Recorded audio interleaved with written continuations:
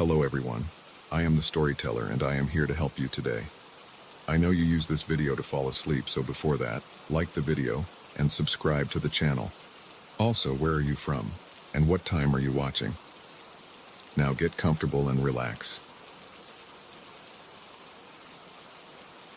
The first thing you learn as a licensed trail guide is that mountains don't keep secrets. They simply don't care enough to hide them. The second thing, the one they don't teach in certification courses, is that some silences are louder than screams. I should have recognized it the moment we crossed into the Teton backcountry that October afternoon. Should have felt it in the way my fiance's breathing changed, how her steps became uncertain despite the clear trail ahead. But 8 years guiding these mountains had made me complacent, had convinced me that I understood the language of wilderness, the way some people understand Latin: dead, mapped, conquered. We'd chosen late season deliberately. She wanted solitude for her first real traverse, wanted to experience the Tetons without the summer crowds and their Gore-Tex confidence. I'd promised her transformation, the kind that only comes from sleeping under aspens and waking to frost patterns that look like neural pathways spreading across tent fabric. What I didn't promise, what I couldn't have known to promise, was that we'd be mapping something far older than any geological survey. The afternoon light came sideways through the lodgepole pines, turning everything amber and ancient. I'd led her 4 miles in, following a route I'd memorized so thoroughly, it had become muscle memory. West Fork drainage, across the meadow where elk bones surfaced every spring, like archaeological discoveries, then up into the saddle where the old trail met the new. Except the bones were there wrong. They'd always been scattered, picked clean by seasons and scavengers, but now they formed a line, perfect, deliberate, pointing deeper into the valley. My fiancée noticed my hesitation. She didn't ask why I'd stopped, and I appreciated that about her, the way she trusted the pauses as much as the motion. Instead, she tilted her head, listening, and that's when I realized what had changed. The forest had gone completely silent. Not the comfortable quiet of dusk approaching, but an absolute absence of sound that felt almost textured, like pressing your hands against velvet in a dark room. No birds, no insects, not even the whisper of wind through the pines, though I could see the highest branches swaying. The silence had weight to it, had presence, and I caught myself holding my breath as if afraid to disturb something watching us decide which way to go. I pulled out my compass. The needle swung lazily, couldn't seem to settle. North became northeast, became north by northwest in slow, drunken circles. I tapped the housing, checked for metal interference, told myself it was a cheap knockoff even though I'd bought it from the same outfitter that supplied search and rescue. The needle kept wandering. That's when I saw the first marks. They were cut deep into an aspen trunk about 20 yards ahead, 3 parallel gouges running vertically down the white bark. The spacing suggested claws, except they started 11, maybe 12 feet up. I'd seen plenty of bear sign in these mountains. Trees stripped of bark, territorial markings, the occasional claw punctures. But bears, even grizzlies standing on hind legs, couldn't reach that high. And these marks weren't the ragged tears of an animal marking territory. They were too precise, too measured, like someone had taken calipers to the tree and calculated the exact spacing needed to suggest something familiar while being fundamentally wrong. I didn't mention them. Instead, I suggested we take the lower trail, the one that wound through denser forest where the canopy would provide better shelter if weather moved in. She agreed without question, and I hated myself for the lie. There was no weather coming. The sky held that crystalline October clarity that promised cold, but not storms. I wanted the lower trail because it meant we'd reach the valley floor faster, could set camp while we still had light, could zip ourselves into synthetic safety before whatever had marked that tree decided to mark something else. We moved quickly, too quickly for a first-time backpacker, but she kept pace without complaint. Every 100 yards or so, I'd spot another set of marks, always high, always 3 parallel gouges, and always positioned where they'd catch my eye just as I thought we'd left them behind, like breadcrumbs leading us deeper into a story I hadn't agreed to read. The sun dropped behind the western peaks, and the temperature followed it down. My breath began to plume. So did hers. and I watched the vapor curl from her lips with a kind of desperate focus, needing to see proof that we were still fully present, still exhaling carbon dioxide and certainty into air that suddenly felt less like atmosphere and more like observation. We made camp in a sheltered valley where a creek bent around a small clearing. The spot was perfect. Flat ground, water source, natural windbreak from the surrounding pines. Too perfect. The kind of perfect that makes you check your surroundings twice, that makes you wonder why such an ideal site isn't marked on any map, isn't circled in any trail guide. But my legs ached and her face had gone gray with exhaustion, so I pushed the unease down and started unpacking. She built the fire while I set up the tent. We moved in practiced tandem, the kind of coordination that comes from planning a life together, from negotiating who does dishes and who handles finances. Domestic choreography translated to wilderness survival. Except I kept catching myself counting trees, kept losing track of which trunk I'd just looked at, because they all seemed to shift position when I wasn't watching directly. We ate freeze-dried lasagna that tasted like salted cardboard and regret. She asked me about the marks on the trees, her voice carefully casual, the way you ask about strange noises in a new house. I told her it was probably just bear activity, unusual height but not unprecedented. She nodded, spooned another bite, didn't mention that I'd been avoiding eye contact since we'd made camp. The fire popped and sent sparks spiraling into darkness that seemed to press closer with each passing minute. Around 9, we retreated to the tent. I arranged our bear spray, my emergency whistle, and a small bell I normally used for warning wildlife of our presence. She watched me create this arsenal without comment, then wrapped herself in her sleeping bag and closed her eyes. Within minutes, her breathing deepened into something like sleep, though I noticed her hands stayed clenched even as her face relaxed. I lay awake, listening. The silence had followed us. It pooled around the tent like water, heavy and cold, and utterly devoid of the usual nighttime chorus. No owls, no rodents rustling through undergrowth. Not even the creek made sound, though I could hear, or thought I could hear, something else. A low-frequency hum, just at the edge of perception, like standing too close to high-voltage lines or pressing your ear against your own pulse. Around 2 in the morning, something began circling our tent. I heard it first as a change in air pressure, the way your ears pop when weather shifts suddenly. Then came the footsteps, if they were footsteps. They moved with disturbing regularity, keeping perfect distance from our shelter, never varying their rhythm. Heavy enough to compress the forest floor, but with a quality that suggested weight without corresponding mass, like watching someone mime walking downstairs. My hand found the bear spray. The other reached for the bell. I rang it once, sharp and clear. The sound cut through the silence like a scalpel through skin. Something answered, not with a growl or a vocalization, but with a sharp crack of breaking wood, the sound of a green branch being snapped deliberately. It came from the direction the footsteps had just passed, which meant whatever had been circling had stopped, had turned toward us, had responded. I rang the bell again. Another crack, this time closer. Then another, moving in a circle that tightened with each response, each one answering my bell with precise timing, like we were having a conversation I didn't remember starting. My fiancée woke. She didn't sit up, didn't speak, just opened her eyes and stared at the tent's ceiling.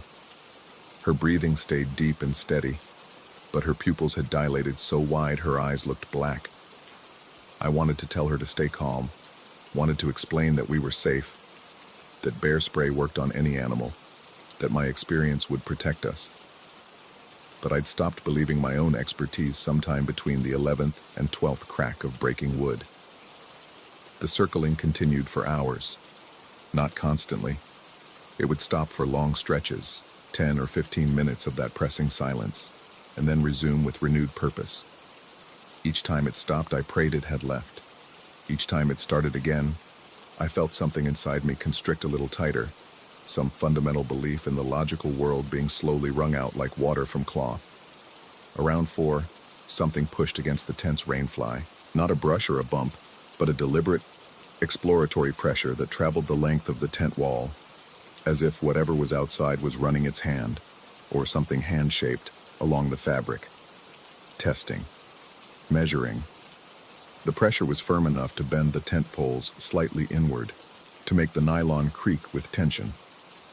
It moved with terrible purpose, starting at the head of the tent and working methodically toward the foot, and I realized with dawning horror that it was tracing our shapes, learning our dimensions, mapping us. I lay perfectly still, bear spray forgotten, bell silent in my hand. My fiancée had stopped breathing entirely, or so it seemed. Her chest barely moved, her eyes fixed on the tent ceiling where the fabric pressed inward, outward, following the curve of some invisible examination.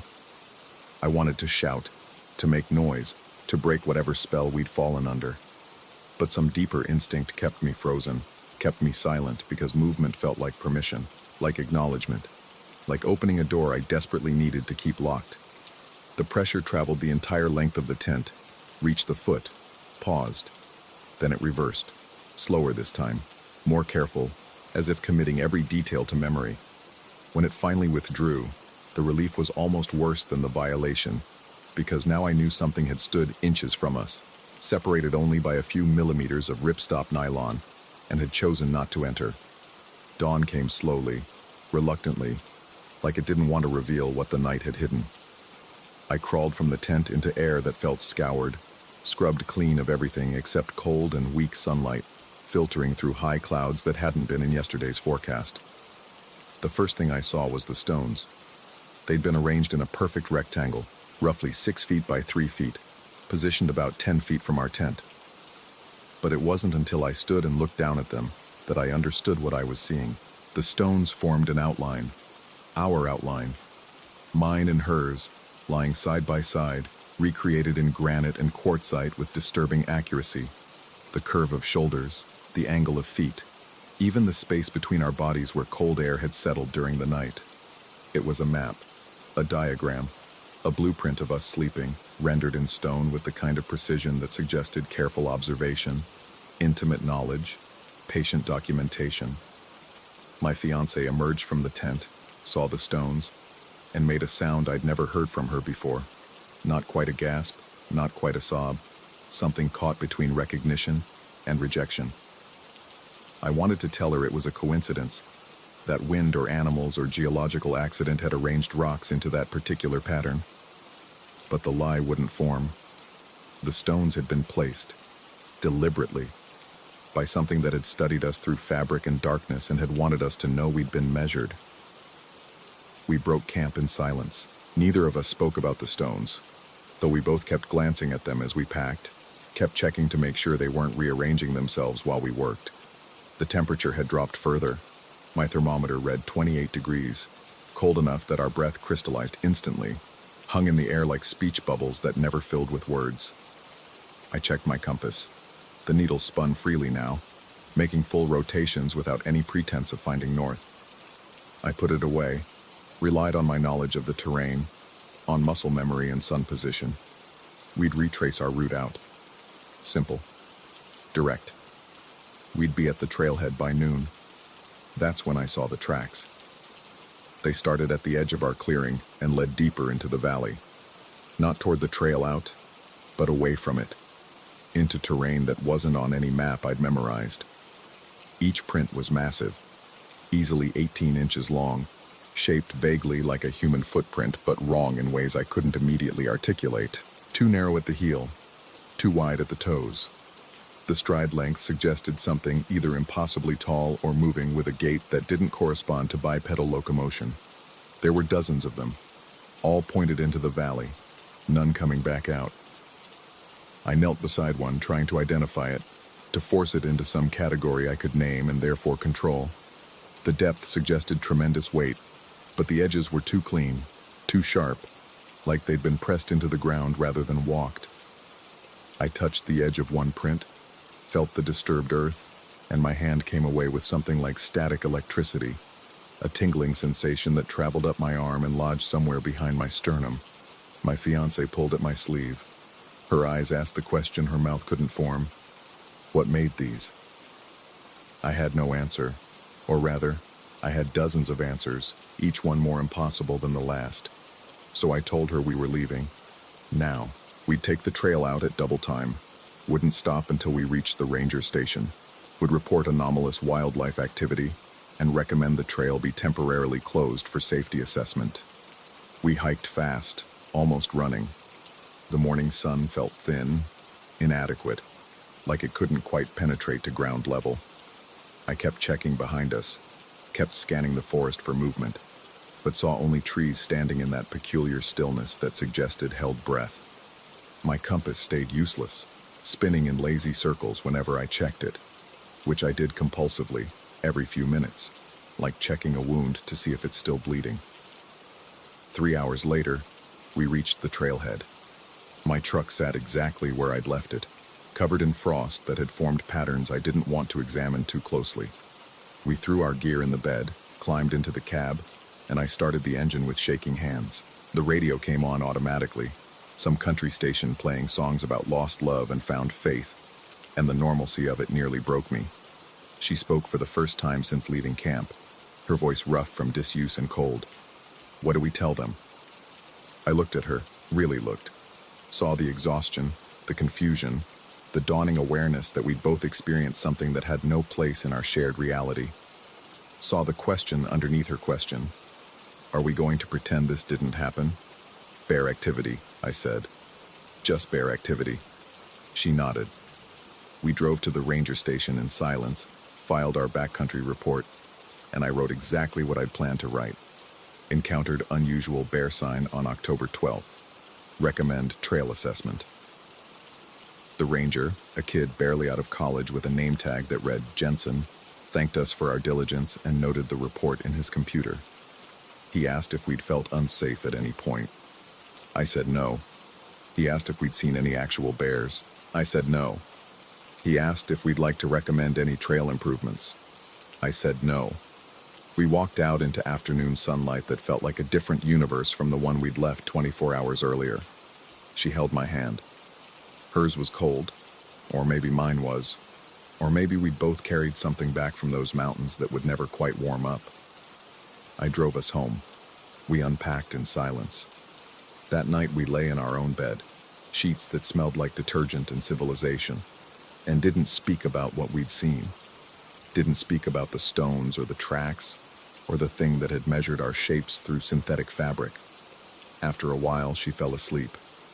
I didn't, because I kept thinking about those tracks, about how they'd all pointed into the valley, away from any known trail, away from any mapped territory, about how none of them had led back out.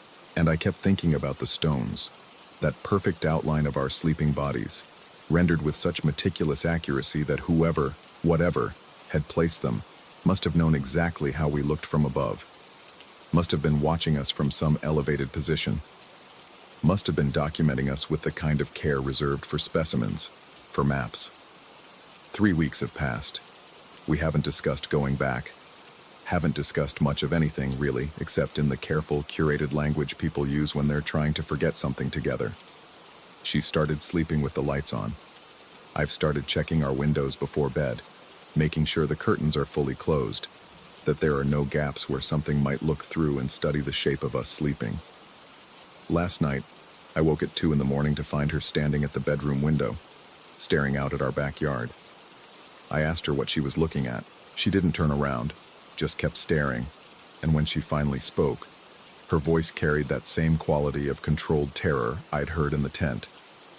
There are stones, she said, arranged in patterns, like a path, leading from the woods to our house.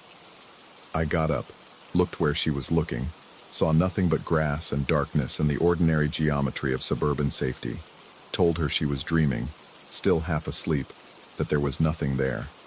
She nodded, came back to bed, but I saw her hands shaking as she pulled the blankets up, saw the way she positioned herself so she could keep one eye on the window, and I wondered if she'd actually been dreaming, or if she'd seen something I couldn't, or wouldn't. This morning, I went outside to check the backyard, found nothing unusual, no stones, no tracks, just wet grass and fallen leaves and the residue of frost that would melt by noon. I stood there for a long time, staring at the tree line where our property met the woods, and I tried to convince myself that we'd left it all behind in the Tetons, that whatever had measured us, Whatever had mapped us, whatever had watched us through darkness and fabric and fear, it had stayed in those mountains, in that valley, in that silence that still sometimes fills my ears when I'm trying to fall asleep. But my compass, the one I'd used in the Tetons, the one that had spun uselessly through our entire ordeal, sits on my desk now. I check it sometimes, when I'm alone, when the house is quiet and she's at work, and there's no one to see me indulge this particular paranoia. The needle doesn't point north anymore. It points toward our bedroom, and every night, it seems to have moved a few degrees closer.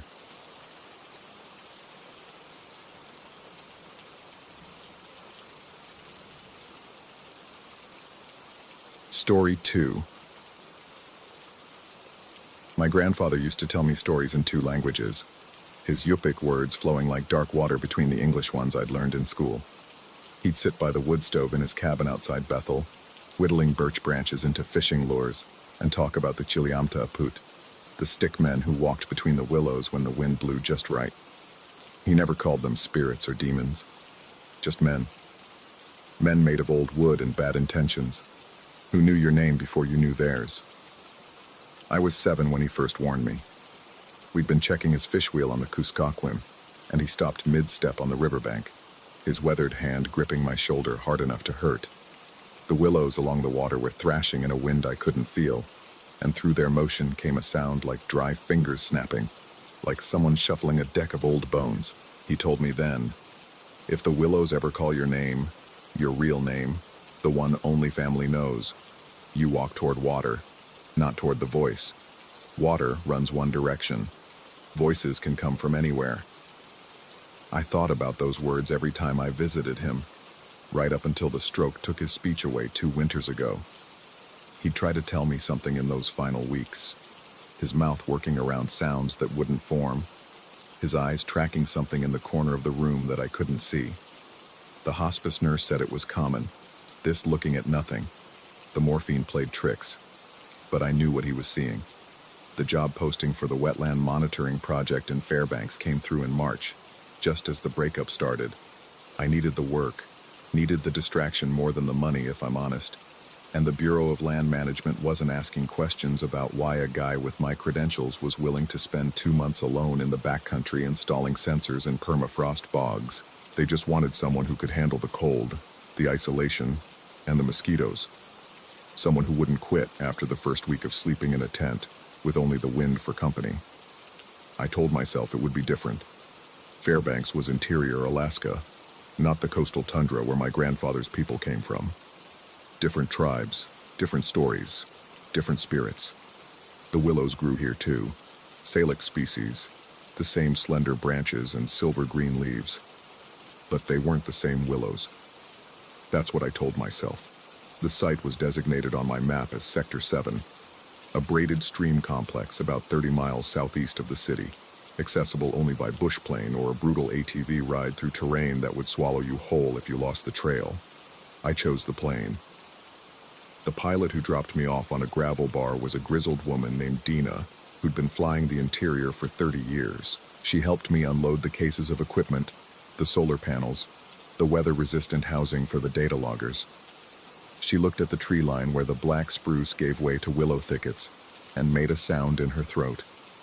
Not quite disapproval, more like recognition. "You Yupik?" she asked. "Half," I said, "on my mother's side." She nodded slowly, her eyes still on the willows. "You know the stories then?" "I know them." "Good." She climbed back into the cockpit. "Radio check every 48 hours. Miss 2 calls, I come get you whether you want it or not." The plane's engine drowned out whatever else she might have said, and then I was alone with 60 pounds of equipment and 3 weeks of food, standing on a gravel bar in the kind of silence that isn't really silent at all. The first 3 days were routine. I established my base camp on high ground, upwind from the boggy sections where the sensors needed to go. The work was methodical: drill into the permafrost, install the thermistors at varying depths, connect them to the data logger, secure everything against weather and wildlife. By the time I started on the willow sections, I'd settled into the rhythm of it, the physical exhaustion that made sleep come easy. despite the midnight sun hanging in the sky like a watching eye. The willows grew densest along the stream channels, their roots anchored in the perennially frozen ground, their branches reaching up in tangled profusion. To get the sensors placed correctly, I had to wade through thickets where the stems grew so close together they formed living walls.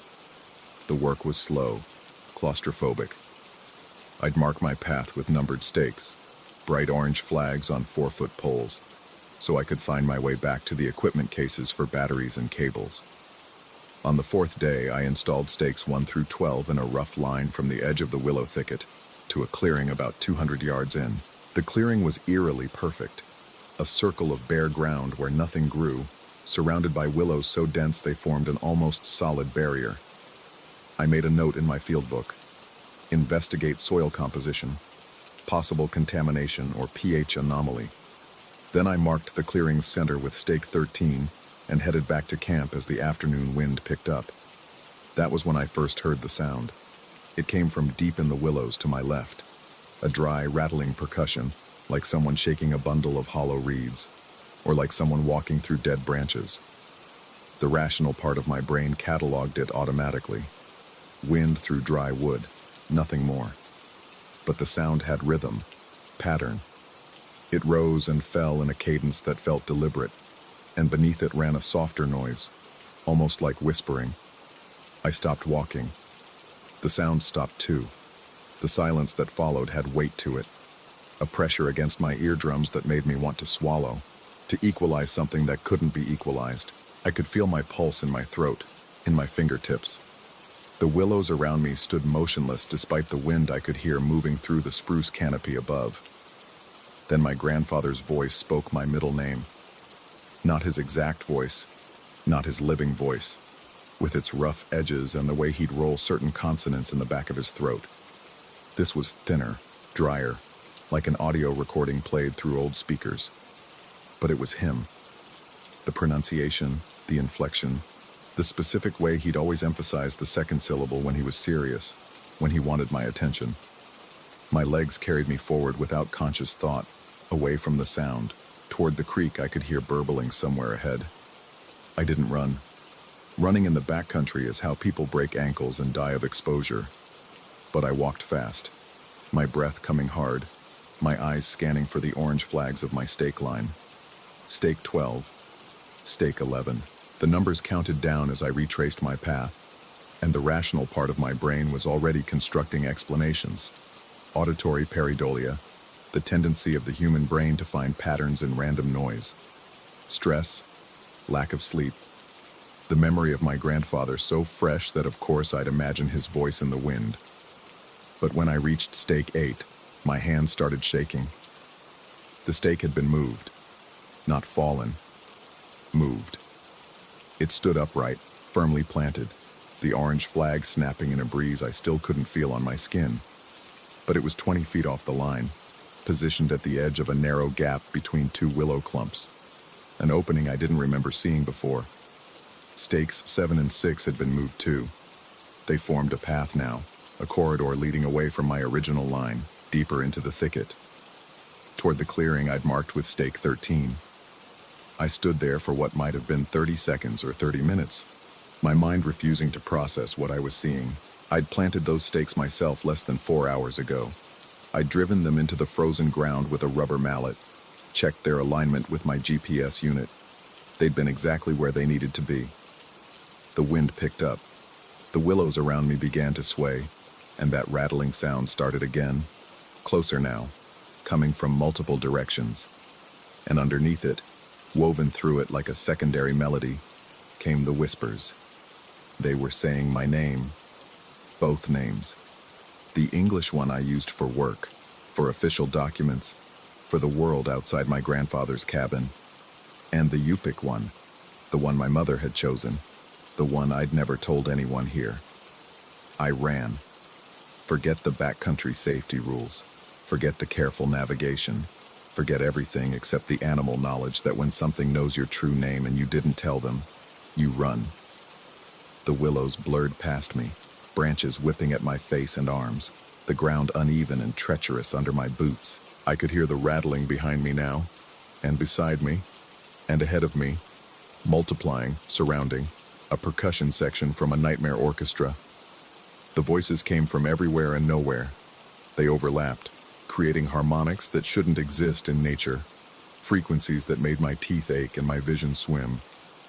I stumbled, caught myself on a willow stem that felt wrong under my palm, too warm, too yielding, almost like skin over bone. I snatched my hand back and kept moving, trying to orient myself by memory, by instinct, by anything except the sounds that were definitely, absolutely guiding me in circles. The sun was still up but lower now, casting long shadows through the thicket, and the shadows moved wrong, jerking and stuttering like footage with frames missing. My grandfather's voice rose above the others, clearer now, speaking in Yupik, words I only half remembered, from bedtime stories and warnings, from prayers he'd whisper when the wind blew too hard against the cabin walls. He was telling me something important.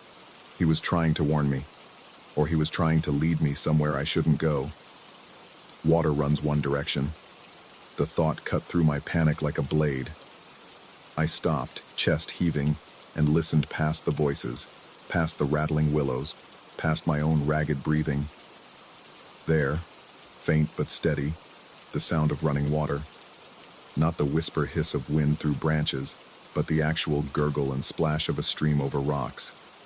I turned toward it, away from the clearest voice, away from what sounded like my grandfather calling me home.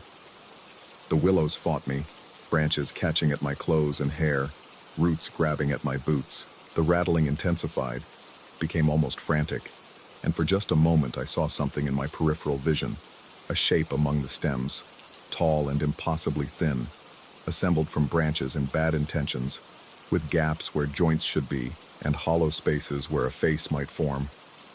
I didn't look directly at it. I kept my eyes on the ground ahead, on my boots, on the water sound that grew louder with each step. The willows thinned, the ground firmed up, and then I was stumbling out onto a gravel bar I recognized, the creek running fast and cold just a few feet away, flowing northwest toward the Tanana River. The voices stopped. The wind died. In the sudden silence, I could hear my own gasping breaths, the hammer of my heart, the neutral commentary of the creek doing what water always does, running downhill, one direction, following the laws of physics that don't change when you're terrified. I followed it downstream for 2 miles before I felt safe enough to cut back toward my base camp. The sun hung in the sky like it always did, indifferent to my terror. By the time I reached my tent, I'd almost convinced myself I'd panicked over nothing. Heat exhaustion, maybe. Dehydration. A bad reaction to the energy bars I'd been living on. Almost. I radioed Dina that night and told her everything was fine. The lie came easily. What was I going to say? That my dead grandfather's voice had called me into the willows, that something had moved my survey stakes. She'd have pulled me out, marked me down as another case of bush fever, another city worker who couldn't hack the isolation. Instead, I said the installation was going well, that I'd have the sensors fully deployed within a week. She acknowledged and signed off, and I sat in my tent listening to the wind move through the spruce forest, waiting for it to reach the willows. When it did, I heard nothing. Just wind. Just trees. I told myself I'd imagined the rest. The next morning, I forced myself to go back to the site. The sensors needed data verification, and I had 3 weeks of work left on my contract. I couldn't afford to fail, couldn't afford the questions that would come if I abandoned the project. And part of me, the stubborn part, the part that had spent too many years proving I could handle anything Alaska threw at me, refused to be chased off by voices in the wind. The survey stakes were exactly where I'd left them the day before. Not where I'd planted them originally, but where they'd been moved to, forming that corridor through the willows leading to the clearing. I stared at them for a long time, my GPS unit in hand, comparing coordinates to my field notes. The discrepancy was undeniable. These stakes were not where I'd put them, but they were also exactly where they'd been when I ran. They hadn't moved back. They hadn't been disturbed further. They were waiting. I gathered my equipment, the sensors I hadn't installed, the solar panels, the cables and mounting hardware. It took me 6 hours to collect everything from that sector, working in complete silence, my eyes tracking every movement in my peripheral vision, my ears straining for any sound that wasn't natural. The willows stood still. The clearing, when I finally reached it, was empty except for stake 13, standing exactly where I'd planted it. In the bare dirt around the stake, I saw footprints. Not boot prints, not animal tracks. These were narrow impressions, like someone walking on stilts, or like the marks a bundle of bound sticks might make if it learned to walk. They circled the stake in a spiral pattern that tightened toward the center, then led away into the thicket, toward deeper darkness where the willows grew so thick I couldn't see more than a few feet in. I left the stake there, left all of them, carried my equipment back to base camp, broke down my tent, and packed everything I could carry into my backpack. The rest I cached under a tarp marked on my GPS. Dina wasn't scheduled to pick me up for another 2 weeks, but I hiked to the nearest accessible gravel bar and camped there, within sight of the river, where I could see anything approaching from miles away. When she finally came for me, right on schedule, she took one look at my face and didn't ask questions. We loaded my gear in silence. As the plane lifted off, I looked down at the willow thickets, at the braided streams and the clearing I'd marked with stake 13. The clearing wasn't empty. There were shapes there, dozens of them, tall and thin and absolutely still, arranged in a circle like they were waiting for something, or like they'd finished waiting, and whatever they'd wanted to happen had already happened. The lab analysis of my soil samples came back 3 weeks later. Everything was normal except for the pollen counts. According to the report, I'd collected samples containing pollen from Salix lanata, Arctic woolly willow, a species that grows in coastal Alaska in the tundra regions where my grandfather's people lived. It doesn't grow in the interior, not naturally, not this far south. The environmental scientist who processed my samples called it contamination, probable field mixing of specimens. She suggested I be more careful about cleaning my tools between sites. I thanked her and hung up, staring at the bright orange survey flags I'd kept from the project, now leaning in the corner of my apartment. They'd been with me in Fairbanks. They'd never been to the coast, but the pollen had. Or the pollen knew where I was from. Knew what would grow in the place my grandfather used to tell his stories, where the willows along the Kuskokwim spoke names in the wind, and men made of old wood walked when the weather turned strange. Last week, the wind shifted here in town. It came from the north, carrying the scent of autumn and changes I couldn't name. And in that wind, moving through the ornamental willows planted along the walking trail near my building, I heard something. Not words. Not yet. But a rattling. A rhythm. The beginning of a pattern that might, if I listened long enough, resolve itself into speech. I went inside, closed the windows, turned on music loud enough to drown out the wind. But at night, when the building is quiet and the breeze picks up, I still hear it sometimes. My middle name, spoken in my grandfather's voice, or in something using his voice, calling from somewhere I can't see, inviting me to come back, to finish the work I started, to step into that clearing and learn what the willow men wanted to show me. My grandfather told me once that some doors, once opened, never fully close. That some names, once heard in the wrong place, create a connection that distance can't break. I don't go near willows anymore, not if I can help it. But they know where I live. And sometimes, when the wind is right, I think I see them at the edge of my vision. Tall, thin shapes assembled from shadows and branches, standing patient in the gaps between streetlights, waiting for me to stop running toward water, to turn around and finally answer when they call my name.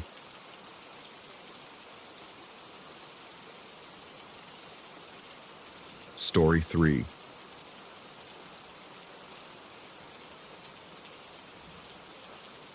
The irrigation bridge shouldn't have existed at all. Not on any county map. Not in any official record. My friend found it mentioned in a thread on some paranormal forum, buried under 3 pages of the usual nonsense about UFOs and government conspiracies. But there was something about the way the original poster described it that caught his attention. Motors fail at midnight, always midnight, and the water sounds wrong. We'd been friends since college, bonded over late-night drives and an appetite for the unexplained that never quite matured into adulthood, along with the rest of us. He worked IT now. I sold insurance. Both of us had mortgages and responsibilities and that quiet, grinding awareness that we were getting older without getting anywhere interesting. So when he showed me the post over beers one Thursday, I didn't need much convincing. The bridge was on tribal land, technically off limits without permission, but the forum post included coordinates and the assurance that nobody bothered to patrol it anymore. Something about budget cuts and jurisdictional disputes. The structure itself was a relic from the 30s, built to redirect creek water during the Dust Bowl years, and supposedly abandoned when the irrigation projects shifted to modern pump systems. But locals claimed it was something else, that the tribe had specifically asked for it to be left alone, unmaintained, slowly returning to the earth. We left on a Saturday, my V6 humming along Highway 47, as afternoon bled into dusk. My friend rode shotgun, scrolling through his phone for any additional information he could find, muttering fragments of half-formed theories. The reservation boundary came up suddenly, marked by a hand-painted sign and a dirt road that split off from the asphalt like a scar. The transition was immediate and unsettling.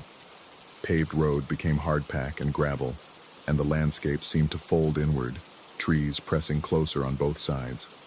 My headlights caught dust motes that hung suspended in the air with unnatural stillness, and the usual highway sounds, the white noise of other traffic, the distant rumble of civilization, cut off completely. We might have been driving into a pocket dimension, sealed away from everything familiar. Neither of us spoke much during that last stretch. The silence felt deliberate, like something we shouldn't disturb. My friend eventually lowered his phone, the screen's glow the only light besides my dashboard, and stared out the windshield with an expression I couldn't quite read. The bridge appeared around a bend, and I eased off the gas without thinking. It was smaller than I'd expected, a narrow span of weathered concrete and rusted rebar that stretched maybe 30 feet across a channel cut deep into the earth. Water moved below, catching moonlight in brief, silvered flashes, but the sound of it, the rush and tumble you'd expect, was absent. Or not absent exactly, muffled, like someone had thrown a blanket over the entire creek. I pulled onto the bridge's approach, concrete cracked and sprouting weeds through every fissure, and checked my watch. 11:42. We'd timed it right, if timing mattered, if any of this was real. The engine ticked as it cooled, and we sat there, two grown men in a pickup truck, waiting for midnight like teenagers at a cemetery gate. My friend suggested we get out, stretch our legs, maybe walk the bridge's length to get a better look at the water. I agreed, though something in my gut twisted at the idea. Outside, the air tasted metallic and old. The bridge's surface was worse than it looked from inside the cab, pitted and stained, with gaps where whole sections had crumbled away. I could see down into the channel, maybe 15 feet to where the water moved with that same wrong, muted quality. The creek bed itself seemed wider than the water flow warranted, like something had carved out extra space and left it empty. My friend walked ahead, his phone's flashlight beam cutting weak paths through the darkness. He stopped at the bridge's center, looking down, and I heard him say something about the current being unusual, too fast in some places, too slow in others, following no pattern that made sense. I joined him, peering over the edge, and that's when I noticed the smell. Wet earth and rust, but underneath it something else. Something organic and wrong, like meat left too long in a warm place. I mentioned it to my friend, and he nodded slowly, his face pale in the phone's reflected glow. We walked back to the truck, and I checked my watch again. 11:56. The last 4 minutes stretched like hours. We sat with the doors locked, windows cracked just enough to let in air, and waited. My friend tried to make conversation, nervous rambling about the forum post and what we might actually witness, but his voice sounded thin and unconvincing. I kept my eyes on the dashboard clock, watching the digital numbers crawl forward. 11:59. Midnight. Nothing happened. The engine kept its low, idle rumble. The dashboard lights stayed bright, and the world outside remained exactly as it was. My friend laughed, a quick burst of relief, and reached for the door handle. He suggested we'd been worked up over nothing, that we should... The engine died. Not sputtered, not coughed, just stopped, mid-cycle, like someone had reached into the hood and yanked out a vital piece. The dashboard light stayed on, glowing steady and impossible, but the ignition was completely dead. I turned the key, felt it click uselessly, tried again. Nothing. My friend's laugh cut off. Outside, the silence deepened into something physical, a pressure against my eardrums. The water below had stopped making even its muted sound. Total absence, like the creek had frozen mid-flow. That's when I saw it. At the very edge of my headlight's reach, something moved. Low to the ground, four-legged, emerging from the brush on the far side of the bridge. At first, I thought it was a dog, maybe a stray or someone's lost pet, but as it limped into better light, dragging one hind leg behind it, I realized how wrong that assumption was. The thing had no hair. Its skin was gray-pink and loose, hanging in folds around its skeletal frame. The head was too large, the snout too short, and when it turned toward us, I saw that its eyes caught the light wrong. Not the reflective gleam you'd expect from an animal, but something flat and absorptive, like staring into dead screens. My friend whispered something I didn't catch. The creature, I couldn't think of it as a dog anymore, stood at the bridge's entrance, swaying slightly, its breathing visible as condensation in the cool air. But the rhythm was off, too slow, each exhale lasting far longer than it should. I did something stupid. Some primitive part of my brain decided that making noise would help, would scare it off, or break whatever spell had settled over the bridge. I hit the horn. The blast echoed across the empty landscape, harsh and immediate. And the creature reacted. It rose. Not stood up, rose.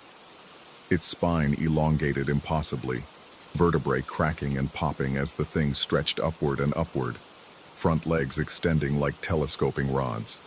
In seconds, it had gone from slouched and dog-sized to something tall enough to look over my hood, its malformed head now level with the windshield. The loose skin pulled taut, revealing angular joints and a skeletal structure that made no anatomical sense. We didn't breathe, didn't move. The thing's flat eyes fixed on us through the glass, and I had the terrible certainty that it saw more than just two men in a truck. It saw something deeper, something vulnerable and exposed that I didn't know I was showing. The moment stretched, elastic and cruel. Then at the far end of the bridge, headlights appeared. The beams cut through the darkness, distant but approaching, and the creature's head swiveled toward them with a motion that bent at angles nothing with a spine should manage. For a heartbeat, it remained frozen in that impossible height, and I thought I saw its mouth working, lips pulling back from teeth that were too numerous and too sharp. Then it collapsed. Not fell. Collapsed, like air rushing out of a balloon. The height vanished, the spine compressed back into something approximately dog-shaped, and it scrambled away on all fours, disappearing into the brush with a rustling that sounded almost relieved. The approaching vehicle was a pickup, older than mine, with a rattling diesel engine that grew louder as it pulled alongside. I couldn't see the driver clearly through the glare of their headlights, just a silhouette that sat still for a moment before flashing their high beams twice. My friend found his voice, suggested we try the ignition. My hands shook as I turned the key, expecting nothing, but the engine caught immediately, smooth and strong like it had never died at all. The other truck didn't move, just idled there, headlights pointed at us, waiting. I put mine in reverse, backed off the bridge, and turned around on the narrow road. As we passed, I glimpsed the driver, an older man, weathered face shadowed by a baseball cap, expression neutral and knowing in a way that made my skin crawl. We drove in silence for maybe 10 minutes before the radio crackled to life. We hadn't turned it on. The static resolved briefly into something that might have been crying, high-pitched and desperate, the sound an infant makes when hungry or scared or alone. My friend lunged for the volume knob, but the crying cut off before he reached it, replaced by ordinary static that faded as quickly as it had come. He suggested we'd imagined it, stress and adrenaline playing tricks. I didn't answer, couldn't really, and because I'd been watching the road, And in that brief moment when the crying filled the cab, I'd seen something in the rearview mirror, just a flicker, easily dismissed, that looked like the creature from the bridge, standing on two legs in the middle of the road behind us, watching us leave. We didn't talk about it afterward. Not really. He sent me a few texts the following week, links to articles about mass hallucinations and infrasound causing paranoia. I sent back non-committal responses and let the conversation die. But I knew, and I think he knew, that we were just performing the ritual of rational explanation, going through the motions because admitting the alternative was impossible. I did go back once, 2 weeks later, alone, in daylight. The bridge looked harmless under afternoon sun, just old concrete and weeds. I didn't get out of the truck, didn't even slow down much, but as I passed I saw someone standing on the shoulder, a woman from the tribe, maybe 40 or 50, wearing a denim jacket and watching the road with patient expectation. She flagged me down.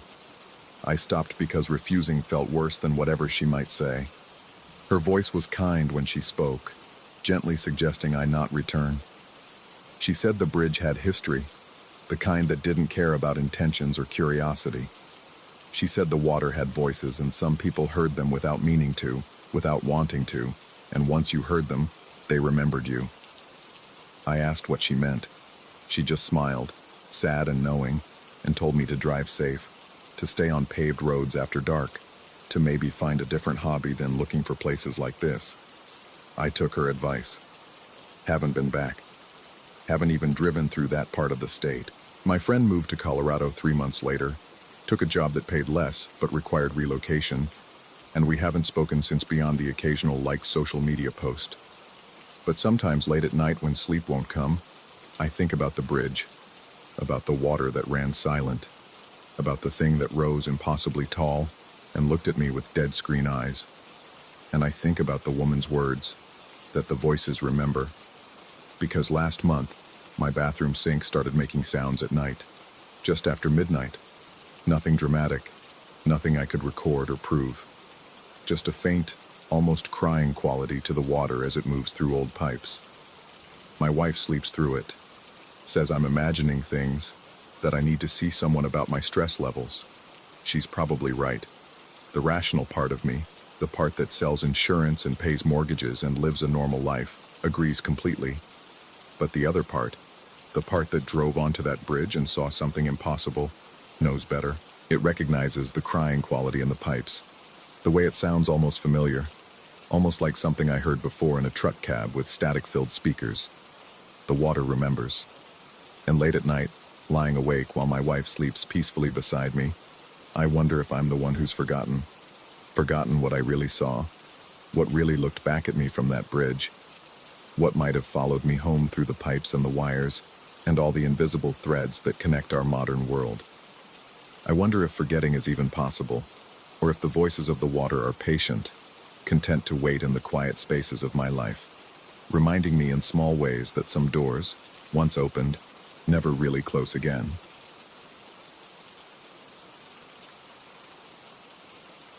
Story 4.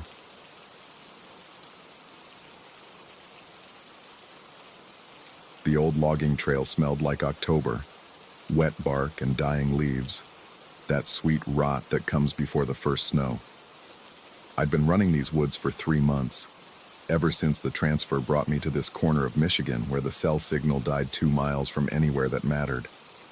State Route 55 was my turnaround point, a strip of cracked asphalt that bisected the forest like a scar. 4 miles out, 4 miles back.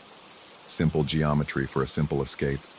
The watch on my wrist tracked everything: heart rate, pace, elevation, the precise longitude of my solitude. Technology had become my only companion since the move, since the empty house and the empty rooms, and the particular silence that comes from having no one to break it with. The numbers didn't judge. They just measured. I was 2 miles in when the afternoon light started to fail early, filtered through the canopy into that peculiar amber that makes everything look slightly wrong, slightly staged. The trail here curved around a dense cluster of maples, their trunks thick enough that 3 men couldn't link hands around them. My breathing had found its rhythm. that meditative cadence where thought dissolves into motion. Then I saw the head. It appeared from behind the largest maple, a glimpse of something matted and dark, easily 8 feet off the ground. Too high. The thought arrived with absolute clarity, clinical and cold. No person stood that tall. The shape withdrew before my mind could process the details, leaving only an impression. Fur or hair, something organic and wrong. I stopped. My shoes scraped against the packed dirt, scattering pebbles into the underbrush. The forest had gone quiet in that way that forests shouldn't. No birds, no insects, no rustle of small things fleeing. Just the sound of my own breath, suddenly too loud in my ears. "Hello," my voice cracked the silence like breaking glass. "Is someone there?" The response came as movement, not sound. 3 distinct impacts against the forest floor, heavy enough that I felt them through my feet. Whatever made them was parallel to the trail, matching my position but deeper in the trees. The rhythm was wrong for a deer, too measured, too deliberate. I started running again, faster now, and the sounds kept pace. Not following, accompanying, staying level with me as I pushed my speed, the footfalls maintaining their precise offset. 20 feet into the trees, I estimated, maybe 25, close enough to track, far enough to remain unseen.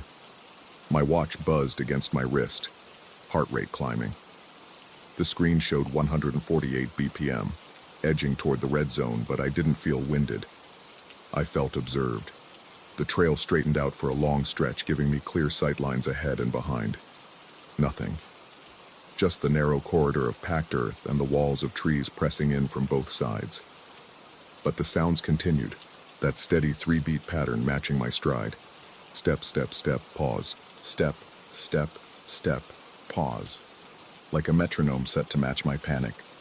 I tried to rationalize it. A bear, maybe, despite the season being wrong for them to be active at this time of day. A hiker staying off the trail for reasons of their own.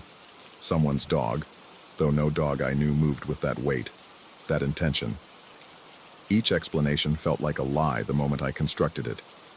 The forest opened up as I approached Route 55, the trees thinning into a weedy margin before the asphalt. I could see the faded yellow lines, the sun-bleached pavement, the ordinary geometry of human infrastructure. Safety lay in that strip of road, in its promise of passing cars and witnesses, and the thin veneer of civilization we pretend protects us from darker things. I was 20 yards from the road when my watch buzzed again. Heart rate, 172 BPM, dangerous territory. The kind of spike that preceded cardiac events, that brought runners down on sunny days for no reason medical examiners could later explain. But I still felt fine. Better than fine. I felt electrified. Every nerve firing, every sense sharpened to a point that bordered on painful. I wasn't tired. I was terrified, and my body knew it before my mind could catch up. The sounds in the trees had stopped. I slowed to a walk, scanning the underbrush, trying to locate what had been pacing me. The silence felt deliberate now, weighted with intention. Something was making a choice to be quiet, to hold still, to wait. Then I heard it. An engine approaching from the south, the low rumble of a vehicle moving too fast for the curve of the road. I stepped onto the shoulder just as a sedan came into view, a gray domestic model driven by someone whose face I couldn't see through the glare on the windshield. The car approached my position. I raised my hand in a half wave, a gesture toward normalcy, toward human connection. The driver would see me. We would acknowledge each other. The world would snap back into place. The brakes screamed. The sedan shuddered to a stop 15 feet from where I stood, tires leaving black ribbons on the asphalt. The horn blared once, twice, a sound of alarm and confusion. But the driver wasn't looking at me. They were looking at the road directly in front of their bumper, at the empty space where nothing stood. Nothing I could see, but I felt it. A displacement of air across my face, a pressure wave that carried the smell of wet fur and something deeper, something that triggered memory of childhood fears and ancestral warnings coded into DNA. The presence, whatever it was, had crossed between me and the car, had crossed the road entirely while remaining invisible to my eyes. The sedan sat there for 3 heartbeats, engine running, brake lights casting red over the pavement. Then the driver gunned it, tires squealing as they accelerated away, leaving me alone on the shoulder with the smell of burned rubber and that other scent, that wrongness, still lingering in the air. I turned back toward the forest. The trees looked different now. The spaces between them seemed deeper, more numerous, as if the woods had quietly rearranged themselves while I wasn't looking. The trail entrance gaped like a mouth, inviting me back into its throat. Complete silence, not even wind. I checked my watch. The data stream showed my heart rate at 142 BPM, elevated but not critical. Normal for someone who'd just witnessed a near accident, whose body was processing adrenaline and confusion. The graph showed the expected spike, the sharp climb as my pulse responded to threat. But when I scrolled back through the timeline, my breath caught. The spike had started 10 seconds before the car appeared. 10 seconds before I'd heard the engine, before I'd stepped onto the shoulder, before anything had happened that should have triggered a physiological response. The graph showed my heart rate jumping from a steady 135 to 172 in a single data point, then beginning to climb even higher, and the timestamp placed it in the final seconds before I'd emerged from the trees. My body had known. Before I'd seen the car, before I'd felt the displacement of air, before any rational stimulus existed, my body had registered the danger and responded. Or something had. I stood on that shoulder for longer than I should have, watching the forest, waiting for some resolution that never came. Eventually, the cold drove me back into motion.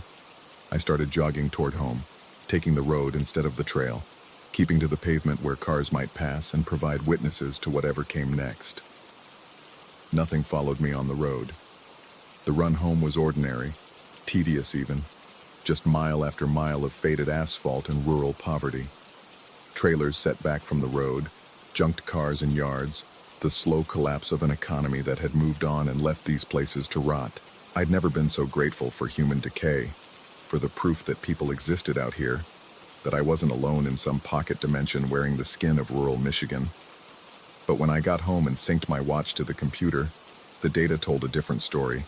The route map showed my path out to Route 55, accurate to within a few feet, the red line tracking every turn and straightaway. But the return journey looked wrong. The line flickered and jumped, suggesting I'd teleported through several sections of road, skipping distances that should have taken minutes to cover. My pace showed impossible variations, 430 per mile, then 915, then 345, numbers that made no sense for a steady jog on flat pavement. And the section of trail where I'd heard the footsteps, where I'd been paced by something in the trees, that portion showed a time 3 minutes faster than I'd ever managed. Faster than I could manage, even at a sprint, as if I'd been running from something, or with something, or... I closed the laptop. The house felt too empty that night. I kept the lights on in every room, a wasteful grid of illumination that did nothing to dispel the conviction that I was being watched. Several times I went to the windows, cupping my hands against the glass to peer out into the darkness, half expecting to see something peering back. But there was only my reflection, tired and uncertain, a man who'd run 4 miles and couldn't shake the feeling that he'd brought something home with him. Sleep came late and brought dreams of running, always running, through tunnels of trees that never ended. And in the dreams, I could hear the footsteps keeping pace, that 3-beat rhythm matching my stride, staying just out of sight but never falling behind. When I looked at my watch in the dream, the numbers ran backwards, counting down to something I didn't want to reach. I woke to daylight, and the conviction that I'd dreamed the whole thing. Exhaustion, dehydration, some transient break with reality that exercise could trigger. There were explanations. There were always explanations.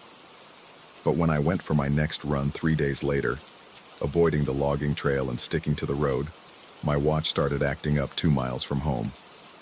The heart rate monitor spiked to 180 for no reason, held there for exactly 10 seconds, then dropped back to normal. I felt fine the entire time. My breathing stayed steady. My legs kept their rhythm. Everything was ordinary except for the numbers. And in the distance, barely audible over my own footfalls. I heard it. 3 heavy impacts against earth, keeping pace, staying level, matching my speed with perfect precision. I haven't stopped running. Stopping feels dangerous in a way I can't articulate. But every route I take now, every path through every stretch of woods or empty road, generates the same corrupted data, times that don't match my effort. Heart rate spikes that precede rather than follow stress. And always, somewhere in the noise of the world, that 3-beat rhythm tracking me. The watch claims I'm getting faster. Each run records better times, shorter miles, impossible paces. Last week I supposedly covered 8 miles in 32 minutes, a pace that would qualify me for the Olympics, that would make me something other than human. I've stopped checking the data. The numbers lie, or they tell a truth I'm not ready to accept. Instead, I just run, and try not to think about what's keeping pace with me. What's been matching my stride since that October afternoon when I saw something that shouldn't exist and felt my body respond to danger before danger arrived. The logging trail is still there, still waiting. Sometimes I drive past it on my way to somewhere else, and I see other runners heading into those trees, their watches tracking their routes, their hearts beating out their simple rhythms. I wonder if they'll feel it too. That moment when the forest goes quiet and something tall and impossible watches from behind a maple tree. I wonder if they'll check their data afterward and see what I see.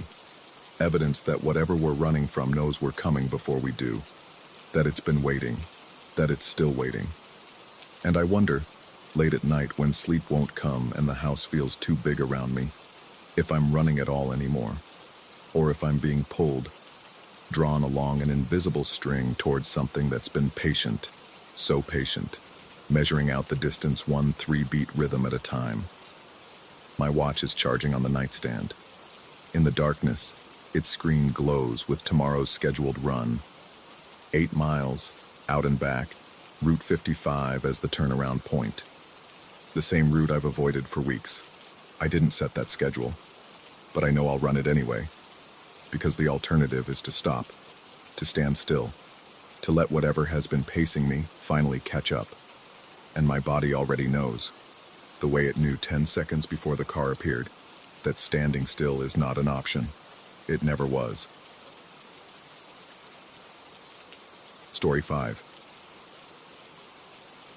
The desert doesn't sleep. It waits. I learned that distinction my 3rd week in Nevada, helping old Garrett pull water lines to a livestock trough near the shallow end of Walker Lake.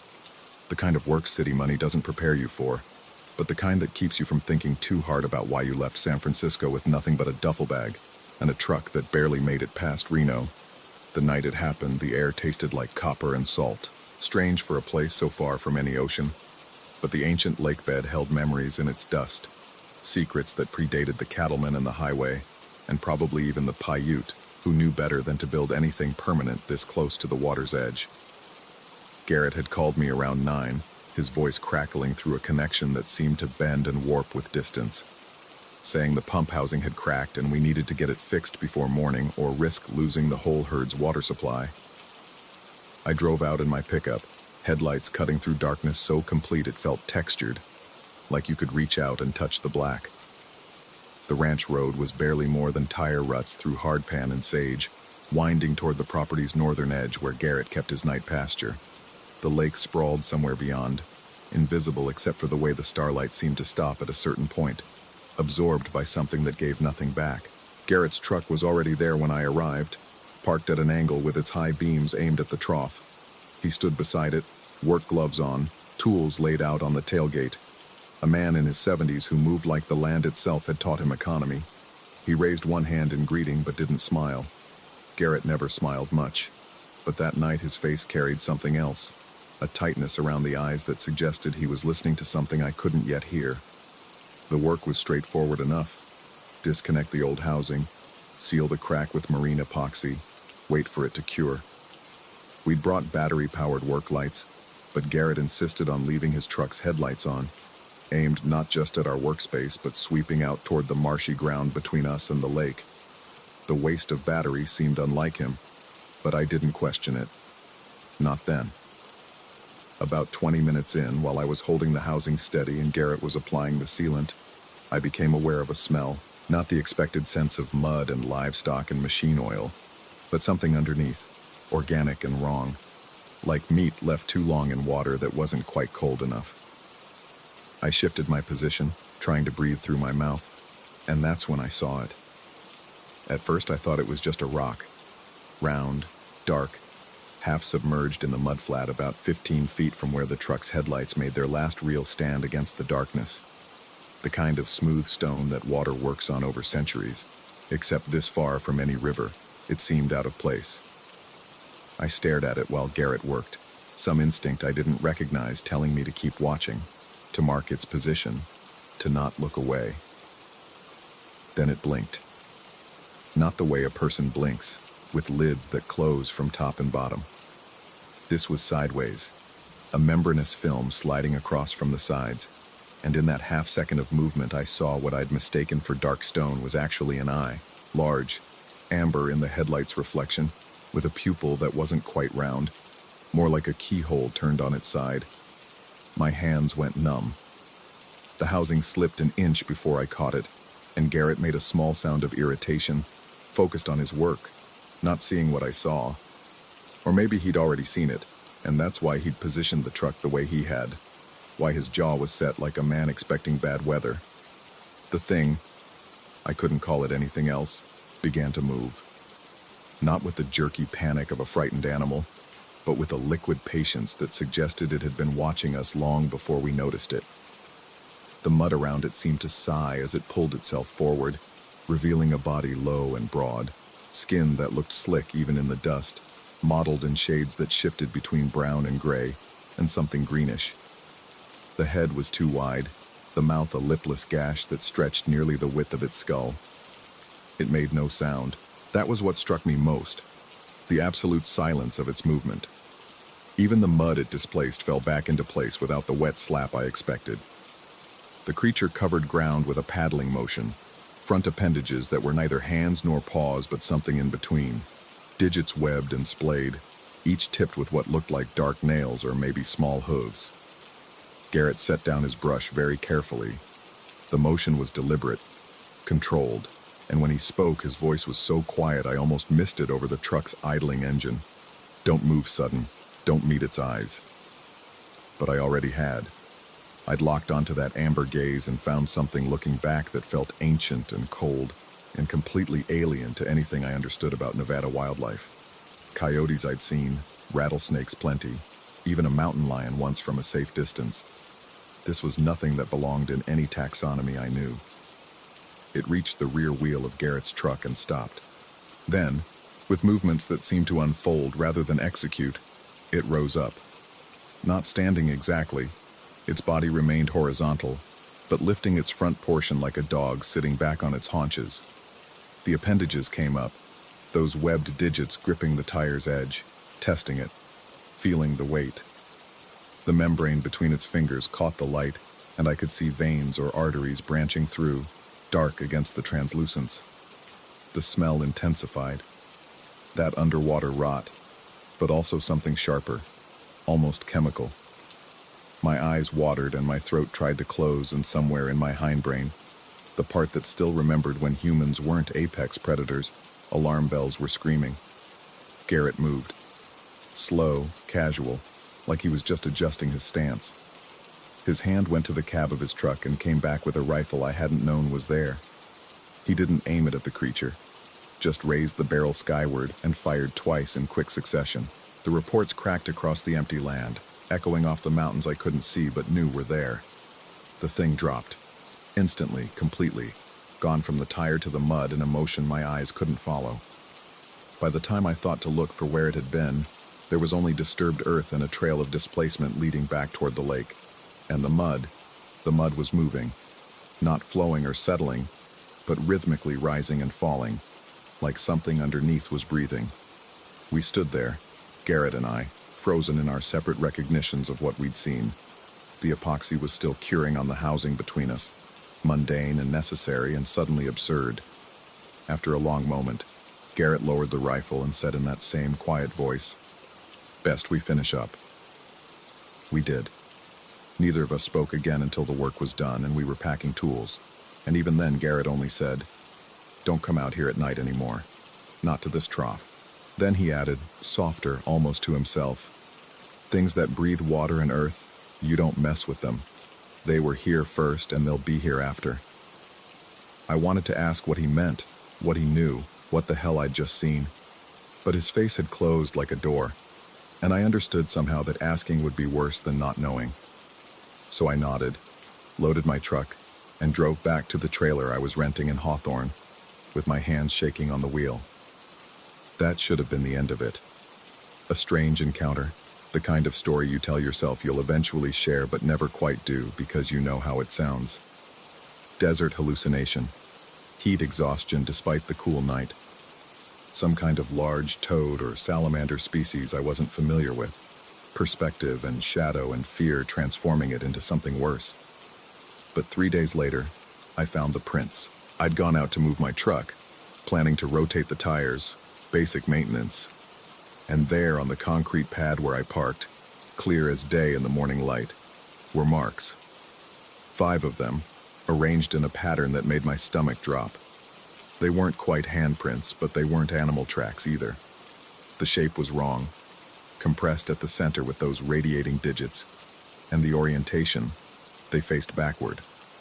Knuckles where palms should be, the pressure points all inverted, like something that walked on the backs of its hands.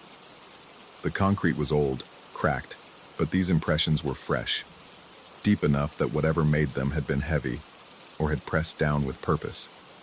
I knelt beside them, not touching, just looking, and noticed they were damp. Not wet with water, but with something thicker. Something that left a faint residue that caught the light like oil. I looked around. My trailer sat alone on a quarter-acre lot, sage and scrub brush on 3 sides. The nearest neighbor a quarter-mile down the road. Nothing but open space and heat shimmer and that constant Nevada wind that never quite died. No lakes nearby, no water source except my own well. No reason for anything amphibious to be here, 40 miles from where I'd seen it. Except it had been. I knew that with the same certainty I knew my own name. The thing from the trough had followed me home, or tracked me, or somehow knew where I lived. It had come in the night. Last night, the night before, and stood beside my truck, touching it the way it had touched Garrett's. Measuring, assessing, claiming. I should have called someone. Sheriff maybe, or animal control, or Garrett himself. But what would I say? And more than that, some instinct told me that involving authorities would only make it worse, would bring attention to something that preferred to remain unacknowledged. Instead, I got a hose and washed away the prints. Scrubbed the concrete until my arms ached and the residue was gone, and I could almost convince myself I'd imagined the whole thing. Almost. The smell lingered, though, that underwater rot smell, and I found myself checking over my shoulder constantly, scanning the brush line, watching the shadows that didn't quite move right in the peripheral. Nights became difficult. I'd wake at 3, 4 in the morning, convinced I'd heard something outside. Not footsteps exactly, too liquid for that, but displacement, the sound of something heavy moving through space it had no business occupying.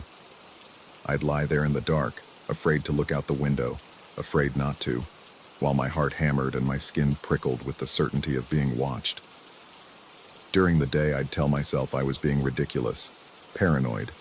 That stress and isolation were making me see patterns where none existed, transform ordinary night sounds into evidence of stalking.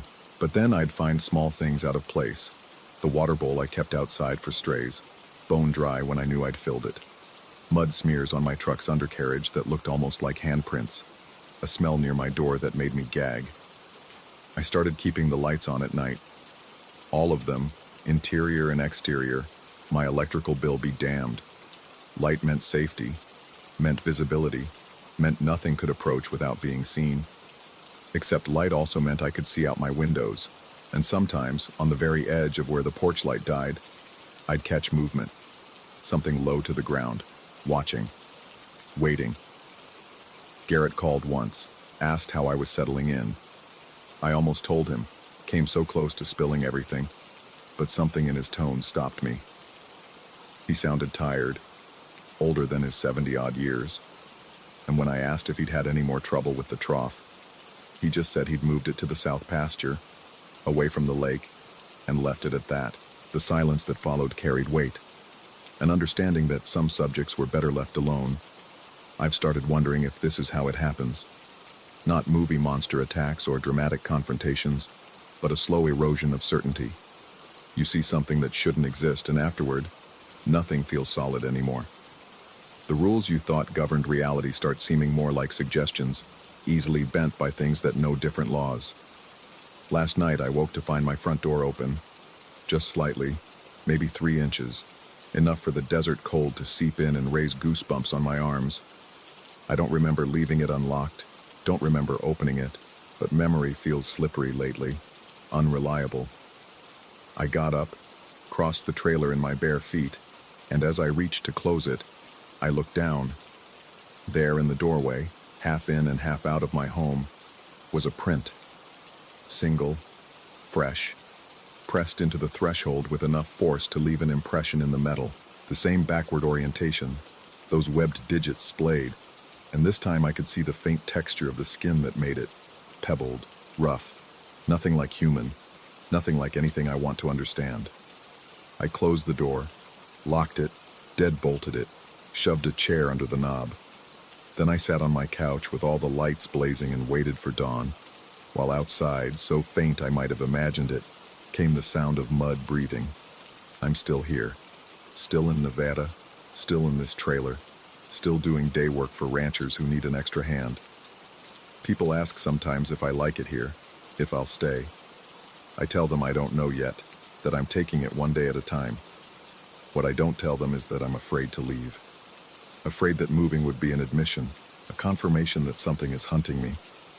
Afraid that wherever I went I'd find prints on my doorstep, smell that rotting water smell. Wake to doors I know I locked standing open. Sometimes I drive out toward Walker Lake, though I never get close. I'll park on a ridge and look out over that ancient, shrinking body of water and wonder what lives in the margins, in the mud and marsh where water meets land and things that shouldn't exist find purchase. I wonder if Garrett knows more than he let on, if there are others who've seen it, if this is just how life works in places too empty for denial. You learn to coexist with the impossible because you have no other choice. The desert doesn't sleep. I understand that now. It watches with amber eyes and moves with amphibian patience and tests the weight of your life with webbed fingers. It knows you're temporary, that everything you build on its surface will eventually sink back into the alkaline mud, that one day you'll stop running and it will still be there, breathing beneath, waiting to reclaim what you borrowed. I just hope I'm gone before it decides to collect. Story 6. Don't stay anywhere without wooden shutters anymore. Not since the Blue Ridge cabin. Not since I heard my own voice calling from the other side of a locked door. The trip was Pritchard's idea. 3 days of fly fishing in October, when the streams ran cold and clear through the Appalachian foothills. Just the 3 of us. Pritchard, Voss, and me. We'd been doing these autumn escapes for years, ever since college, back when the world felt smaller and safer.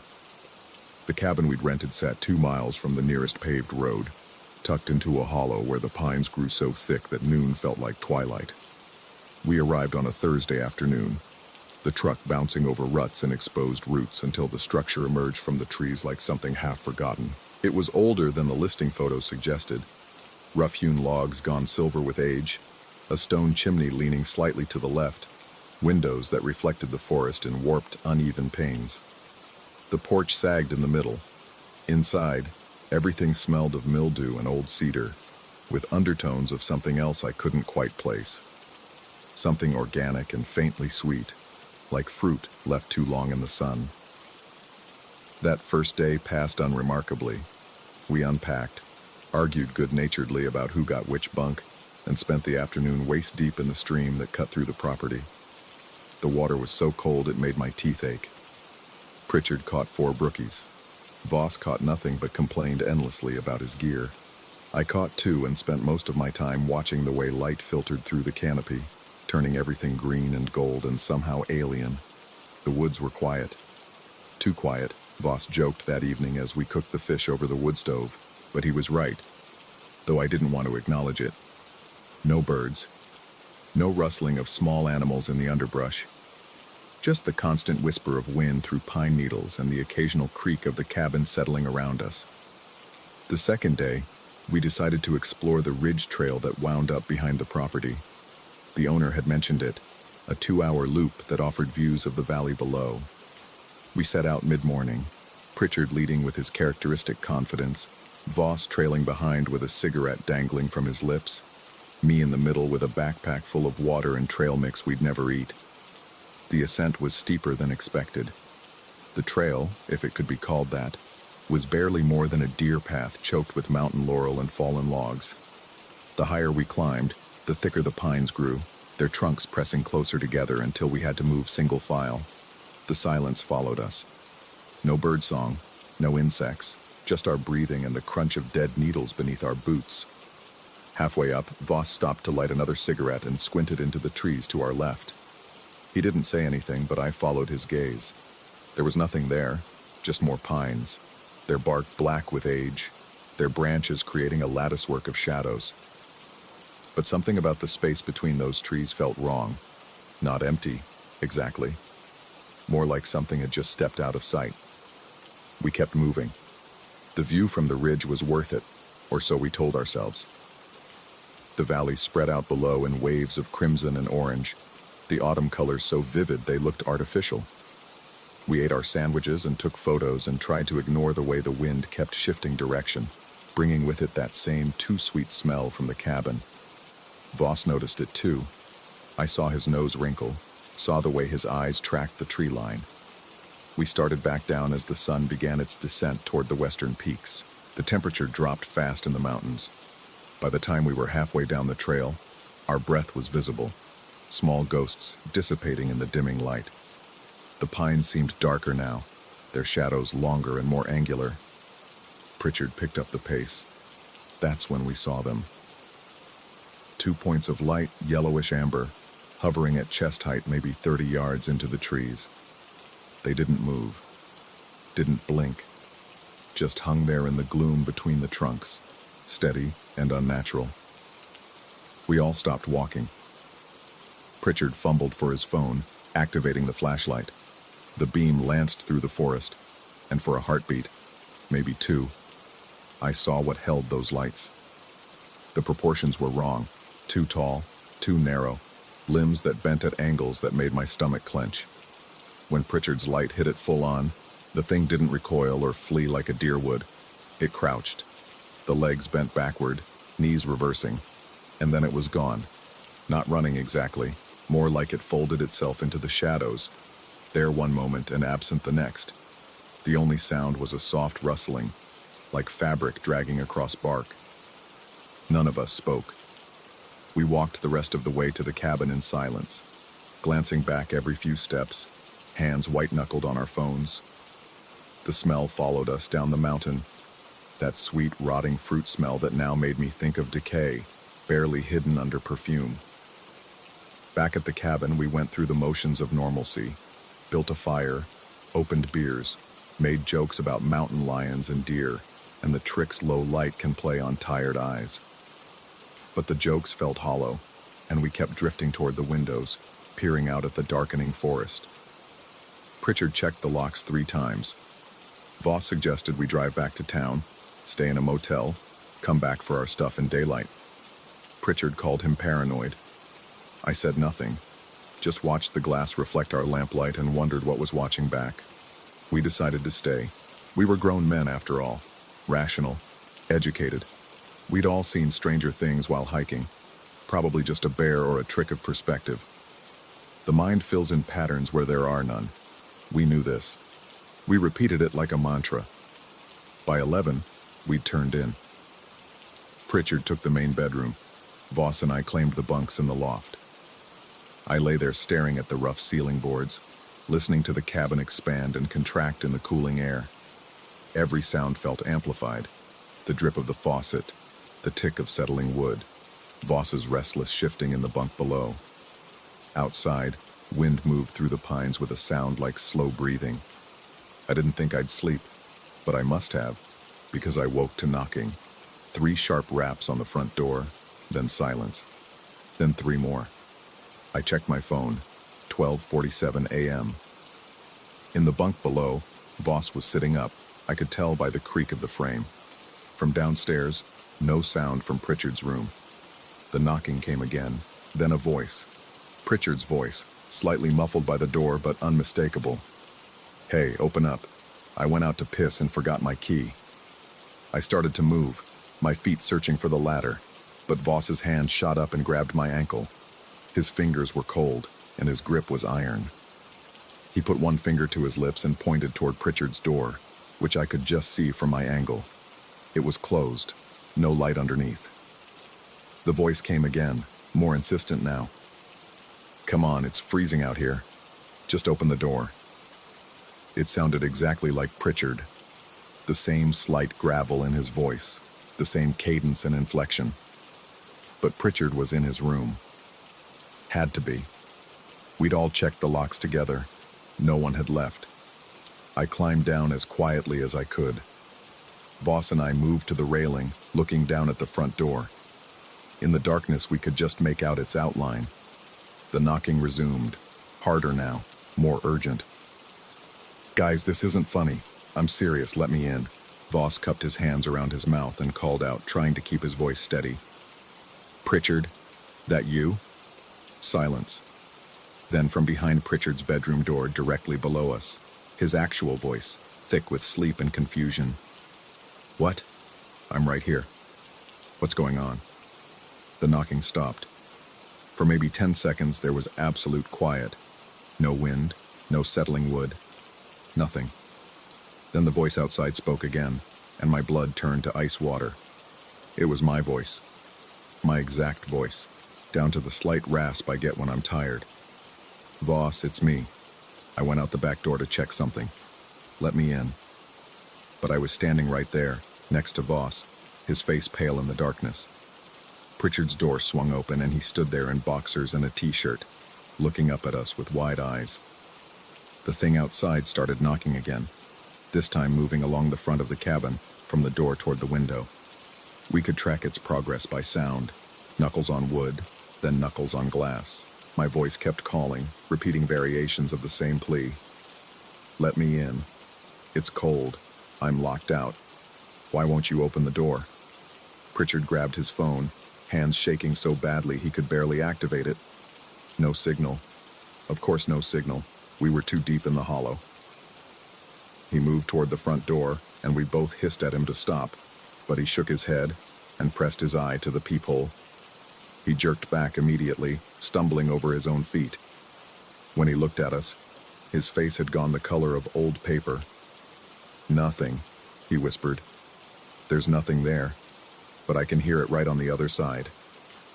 The knocking intensified, spreading around the cabin now.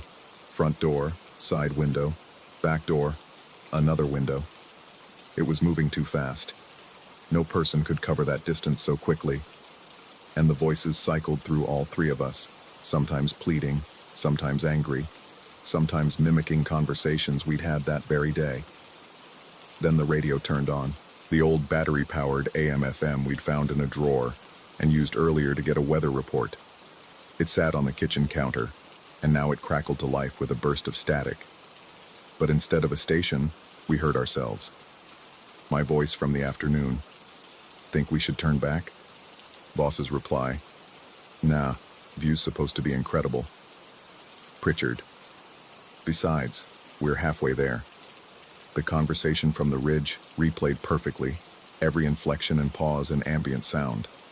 The crunch of our footsteps on the trail, the wind, even Voss's lighter clicking as he'd lit his cigarette. We stood frozen as it played on, moving through our dinner conversation, our jokes about Voss's fishing luck, my complaint about a blister on my heel. All of it captured somehow, stored somewhere, now being played back to us in the dead of night while something circled the cabin, wearing our voices like masks. Pritchard lunged forward and ripped the batteries out of the radio. The playback stopped mid-sentence. The knocking stopped too. The silence that followed was worse than the noise, thick and expectant. like the cabin was holding its breath. We pulled all the curtains, checked every lock twice, dragged furniture against the doors. Then we sat together in the main room, lights blazing, and waited for dawn. None of us spoke. What was there to say? That we'd all seen the same thing, heard the same thing, that something in these woods could steal voices and faces and play them back like recordings. Around 3 a.m., Voss got up to use the bathroom. On his way back, he stopped at the front window, the one that looked out toward the driveway. He stood there for a long moment, then gestured for us to come look. In the dirt outside, illuminated by the porch light Pritchard had left burning, were footprints. Deep ones, deeper than any human footfall should leave. They came from the tree line, approached the window where Voss stood, and then simply stopped, not turned around, not spread apart as if something had jumped, just ended, as if whatever made them had ceased to exist mid-stride. Past those prints, at the edge of the light's reach, I thought I saw those amber points again. But when I blinked, they were gone, if they'd been there at all. We left at first light, not even bothering to pack properly, just threw everything in bags and drove out as fast as the rutted track would allow. None of us looked back. At the rental office in town, I handed over the keys and cited a family emergency. The woman behind the counter took them without question, but something in her expression suggested she'd heard similar stories before. We've never talked about it since. Not really. Voss moved to Colorado 6 months later. Pritchard's calls became less frequent, then stopped altogether. I still go hiking, still travel, still camp, but never again without checking the windows first. Never anywhere without solid wooden shutters that can be barred from the inside. Because sometimes, late at night in my apartment in the city, I'll hear my phone's voice assistant activate without being triggered, and it will play back things I said hours before, conversations I've had, complaints I've muttered, jokes I've made to myself. Just little snippets, out of context, at random moments. And I wonder if we really left it behind in those Blue Ridge pines, or if some part of it followed us home, patient and watchful, collecting our words and voices and storing them away for reasons I can't begin to understand. The shutters help me sleep, though. They're solid oak, 3 inches thick, with an iron bar that slots across them from the inside. When they're closed, I can almost convince myself that nothing can get in, almost believe that the reflection I sometimes glimpse in the glass, the one that moves just slightly wrong, that bends at angles that shouldn't be possible, is just a trick of the light. Almost. But I keep the shutters closed anyway. Story 7. The thing about feeding strays is that you never really own them. You're just another stop on their nightly circuit, a reliable source of kibble between whatever else they hunt or scavenge in the sprawling Phoenix suburbs. My roommate and I had been leaving food out for the calico for 3 years, maybe 4. She had a distinctive pattern, a splash of orange over her left eye, black over the right, like someone had painted her face in asymmetrical halves. We never named her. Naming things implies possession, and she wasn't ours to possess. The night it happened, I'd been sorting through boxes in the garage. My ex had finally asked for her things back, which meant confronting 3 years of accumulated memory in cardboard form. Photos mostly. Some letters. A few trinkets that had seemed meaningful once. My roommate suggested burning them in the fire pit out back, said it might be cathartic. He was probably right, though I suspect he just wanted an excuse to use the outdoor fireplace he'd insisted on building last summer. The desert air that October evening carried a peculiar quality, dry and cool, with an undercurrent of something electric. Monsoon season had ended weeks ago, but the atmosphere still felt charged, expectant. We dragged the metal chairs onto the patio, and I fed photographs into the flames one by one, watching faces curl and blacken. My roommate had gone inside to grab more beer, leaving me alone with the fire and the smell of burning glossy paper, which is somehow worse than you'd imagine, chemical and sweet, with an acrid edge that coated the back of my throat. That's when I heard it. 3 distinct knocks on the back door, measured, deliberate. Nothing like the random thump of a branch in the wind or an animal brushing against wood. These were knocks with intention behind them.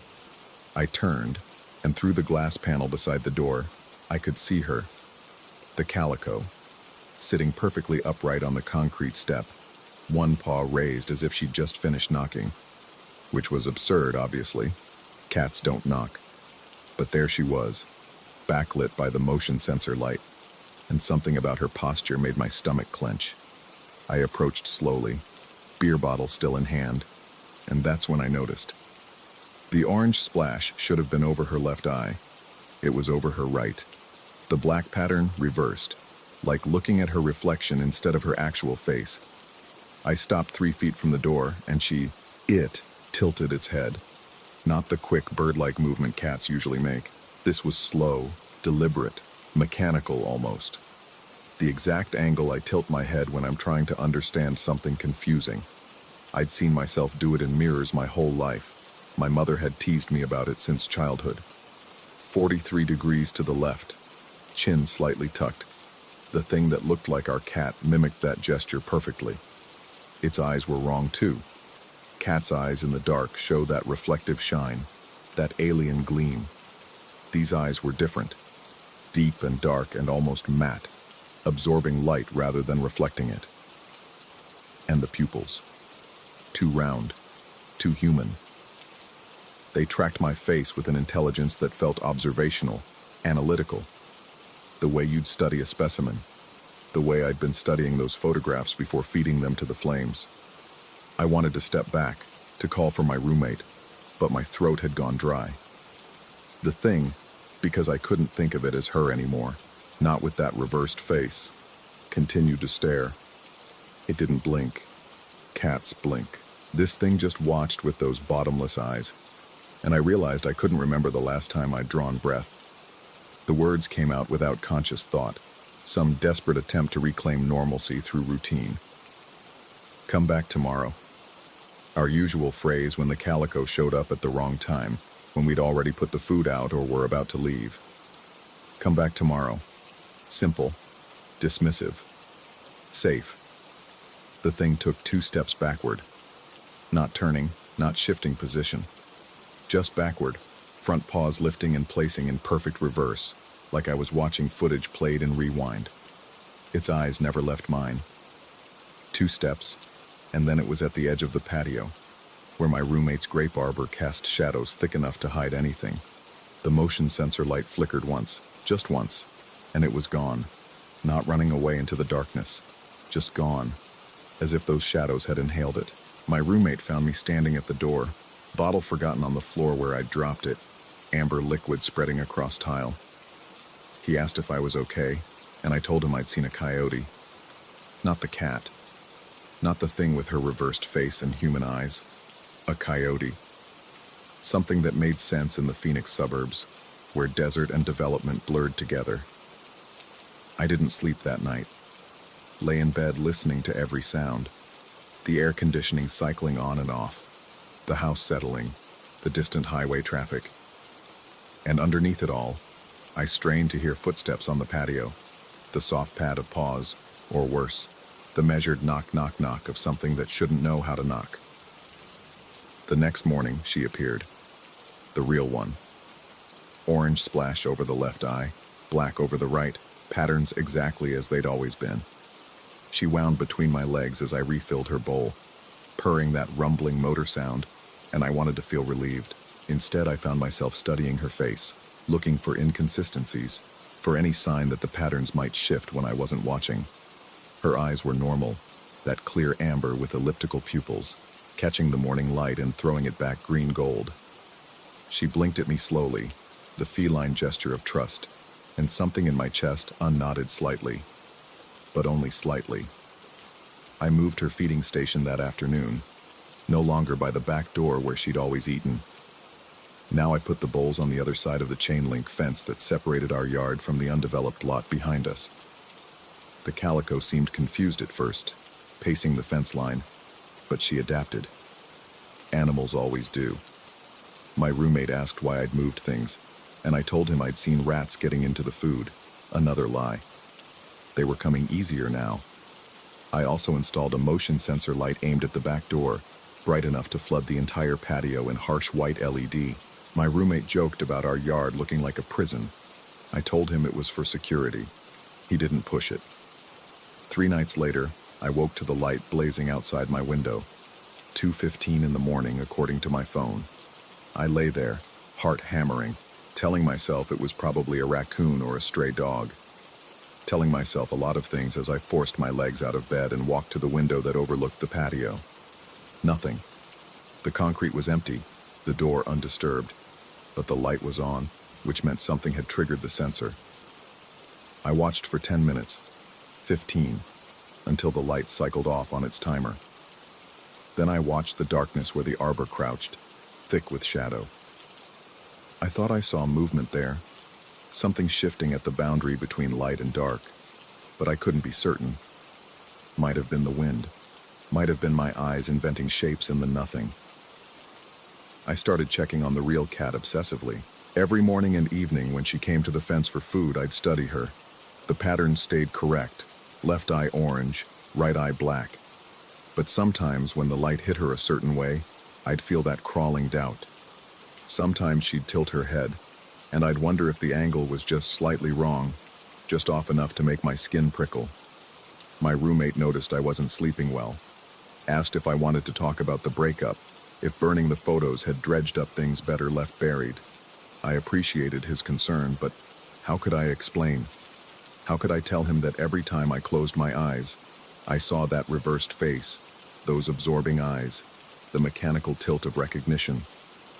How could I describe the certainty I felt that something had been watching me burn those photographs, had seen me destroying connections to the past and had decided to, what?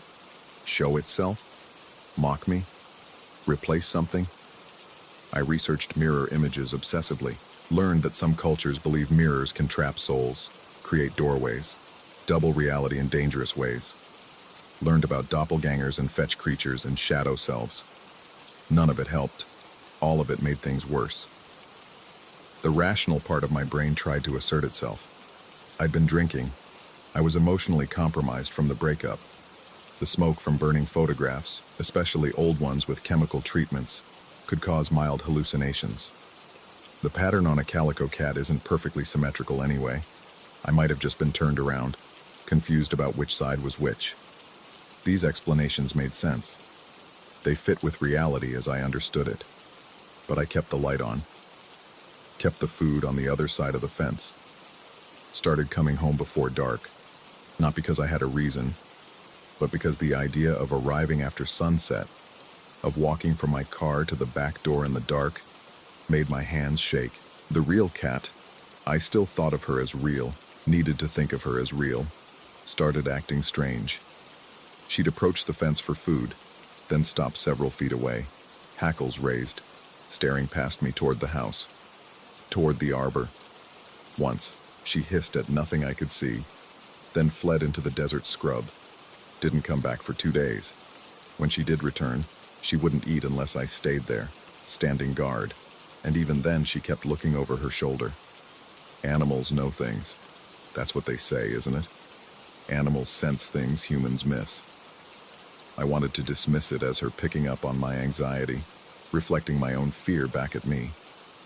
But the way she watched that arbor, the way her ears would flatten when shadows moved a certain way, she was afraid of something specific.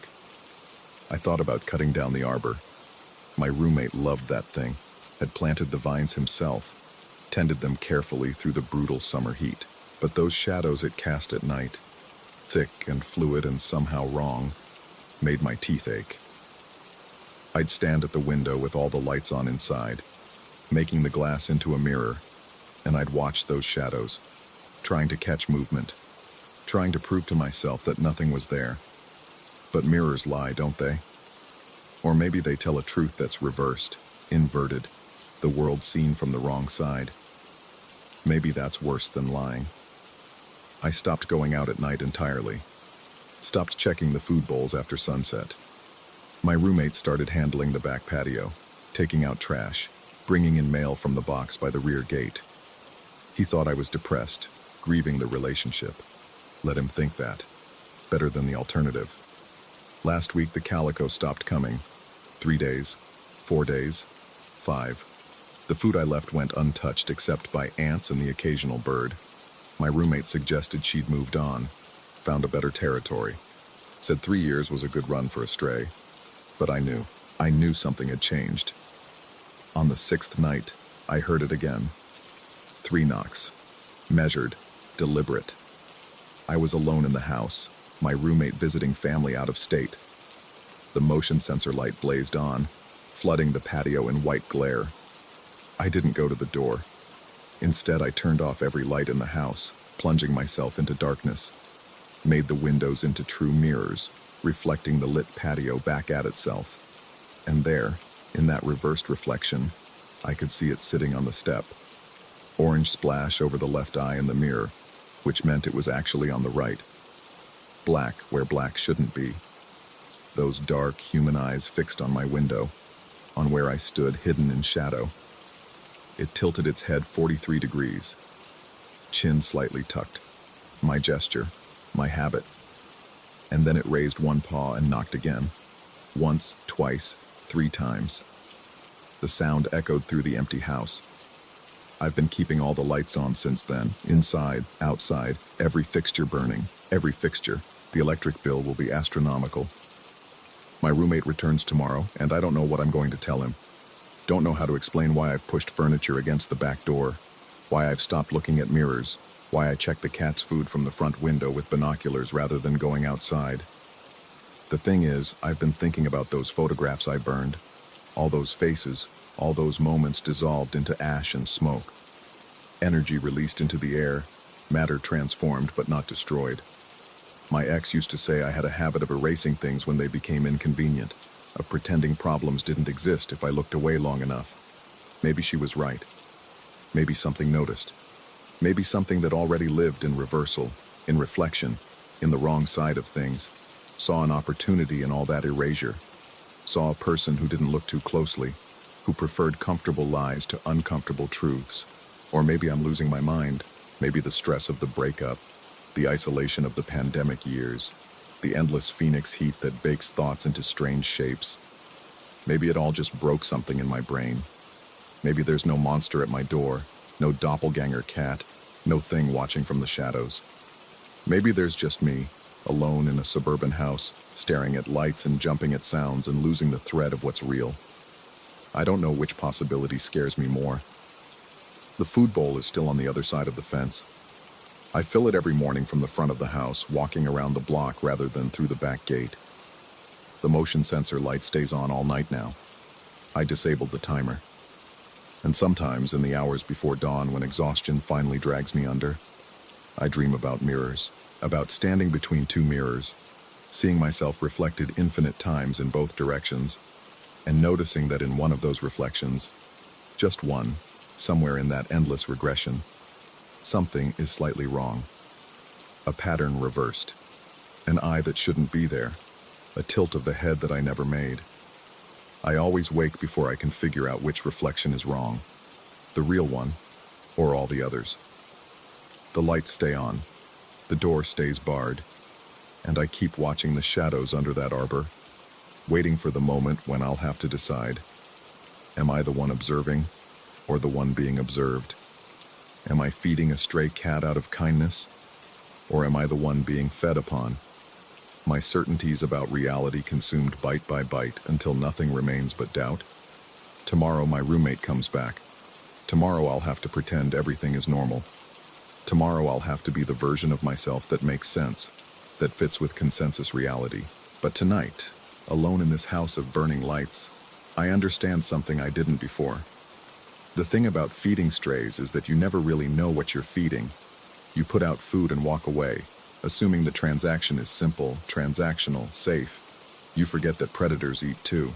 And the patient ones, the really patient ones, they'll wait years if necessary, learning your patterns, memorizing your gestures, watching until they understand exactly how you move through the world, exactly how you tilt your head when confronted with something you don't understand. And then, when you're vulnerable, when you're alone and burning bridges to your past, they'll knock 3 times, deliberate, measured, and they'll wait to see if you'll answer. I haven't answered. Not yet. But the night is long, and the knocking always comes back. And one of these times, I'm afraid I'll forget which side of the door I'm supposed to be on. Story 8. The fog came in thick that morning, the kind that turns the world into something else entirely. I'd grown up on that ranch in the backcountry of Montana, where the nearest neighbor was 12 miles down a dirt road that turned to soup every spring, and I thought I knew every sound the land could make. The creak of lodgepole pines in wind, the crack of ice on the creek, the way elk bugle carries across a valley at dawn. But that morning I heard something new. It started as metal scraping metal, rhythmic and wrong, coming from somewhere beyond the barn. The horses in the paddock had their ears pinned back, heads high, nostrils flared. They weren't looking at me. They were looking past the tree line toward the high meadow, the one ringed by dense forest where the grass grew tall and the morning light came late. I should have stayed by the barn, should have checked the fence posts, or convinced myself it was just an old gate swinging loose. But sound has a way of pulling you, especially when it doesn't belong. I followed it through the pine stand where the ground stays soft with needles, where the light filters green even at midday. The fog hadn't lifted. If anything, it had thickened, turning the trees into suggestions of themselves, gray shapes that might have been there or might have been something else. The meadow opened up sudden, the way clearings do in dense forest, and the sound stopped. 3 shapes stood in the clearing, equidistant from each other like points on a triangle. At first, my brain tried to make them into deer, big mule deer maybe, or elk that had shed their velvet wrong. But deer don't stand that still, don't hold their heads at that angle, tilted just slightly as if listening to something beneath the ground. And deer don't have skin pulled that tight across their ribs, stretched taut like canvas on a frame, so you can count each bone beneath. Their antlers were wrong. Too many points, branching in directions that didn't follow any pattern I recognized. The velvet hung from them in long strips, not shedding clean the way it should, but peeling like birch bark, like something rotting while still attached. One of them shifted its weight, and that's when I heard the sound again. Not metal on metal, but bone on bone, the click and scrape of joints moving in ways joints shouldn't move. They were fighting, I realized, but not touching, circling each other in that frozen triangle, jaws working open and closed, teeth clicking together in what might have been threat displays, or might have been something else entirely. Communication, maybe, or feeding on something I couldn't see. The one nearest to me turned its head, and I felt my stomach drop in a way it never had before, not even when I'd been thrown from a green colt or found myself face to face with a mountain lion on a narrow trail. Its eyes were filmed over, milky white, but somehow I knew it could see me. Not the way animals see, identifying threats and food and passage. It saw me, the way you feel watched through a window at night, the way you know someone's reading the back of your neck in a crowded room. Behind me I heard the fence break, not the neat pop of a wire snapping or the groan of an old post giving way, but the violent crack of wood splitting, of multiple boards going at once under sustained pressure. My 3 horses, the bay mare, the gray gelding, and the young sorrel I'd been training, came through the tree line at a gallop. They weren't running from something. They were running to something, to me, and they didn't slow down. The mare reached me first, shouldering past me hard enough that I stumbled. But she didn't barrel through. None of them did. They arranged themselves between me and those things in the meadow, forming a living wall of horseflesh, their bodies pressed close, breath coming hard through flared nostrils. The sorrel, who still spooked at plastic bags and his own shadow, stood rock steady, ears flat against his skull. I couldn't see past them, couldn't see through the gaps between their bodies. They'd positioned themselves too perfectly, overlapping like scales, like they'd rehearsed it. For a moment, and I remember this with absolute clarity, I had the distinct impression they were shielding me not just from sight, but from being seen, as if those things in the meadow tracked not by movement or scent, but by attention, by the act of being perceived. We stood like that for what felt like hours, but was probably only minutes. The horses didn't shift, didn't lower their heads or stamp or do any of the normal things nervous horses do. They held position like trained cavalry mounts, like they understood something I didn't. The fog began to thin, and with it, the feeling of being underwater faded. Sound returned. Normal sound. A raven calling from the ridgeline. Wind moving through the pines with that ocean rush it makes in the high country. The horses' breathing began to slow, ears swiveling forward, muscles loosening beneath their coats. When they finally shifted apart, letting me see the meadow again, it was empty. But the ground where those things had stood was dark. Not with shadow, because the sun hadn't reached that spot yet. Dark with blood that had dried to black, deer blood from the smell of it, though I saw no body. Just 3 circles of it, each about 6 feet across, soaked into the grass and soil, and scattered throughout the clearing, tufts of hair, not deer hair, horsehair, bay and gray and sorrel, torn out in clumps like something had pulled it free. I walked the meadow's edge, following the tree line, and found it 20 feet up in a lodgepole pine, a hank of gray horsehair, caught in a branch that would have required the gelding to rear straight up, to stretch higher than any horse should reach. But the bark beneath showed no scratches, no marks from hooves. The hair was just there, placed high like a marker or a warning. The horses followed me back to the ranch that day, close enough that I could feel their breath on my shoulders. I didn't unsaddle them, didn't let them into the paddock. I kept them near the house within sight, and they didn't object. They grazed within a tight circle, never more than a few yards from each other, lifting their heads frequently to stare toward the meadow. That night, I lay in bed listening to the sounds of the ranch, the wind in the eaves, the creek running behind the barn, the distant yip of coyotes, and underneath it all, faint but present, that metallic scraping sound. Not from the meadow this time, but closer, from the tree line just beyond the house, where the forest pressed in dark and the moonlight didn't reach.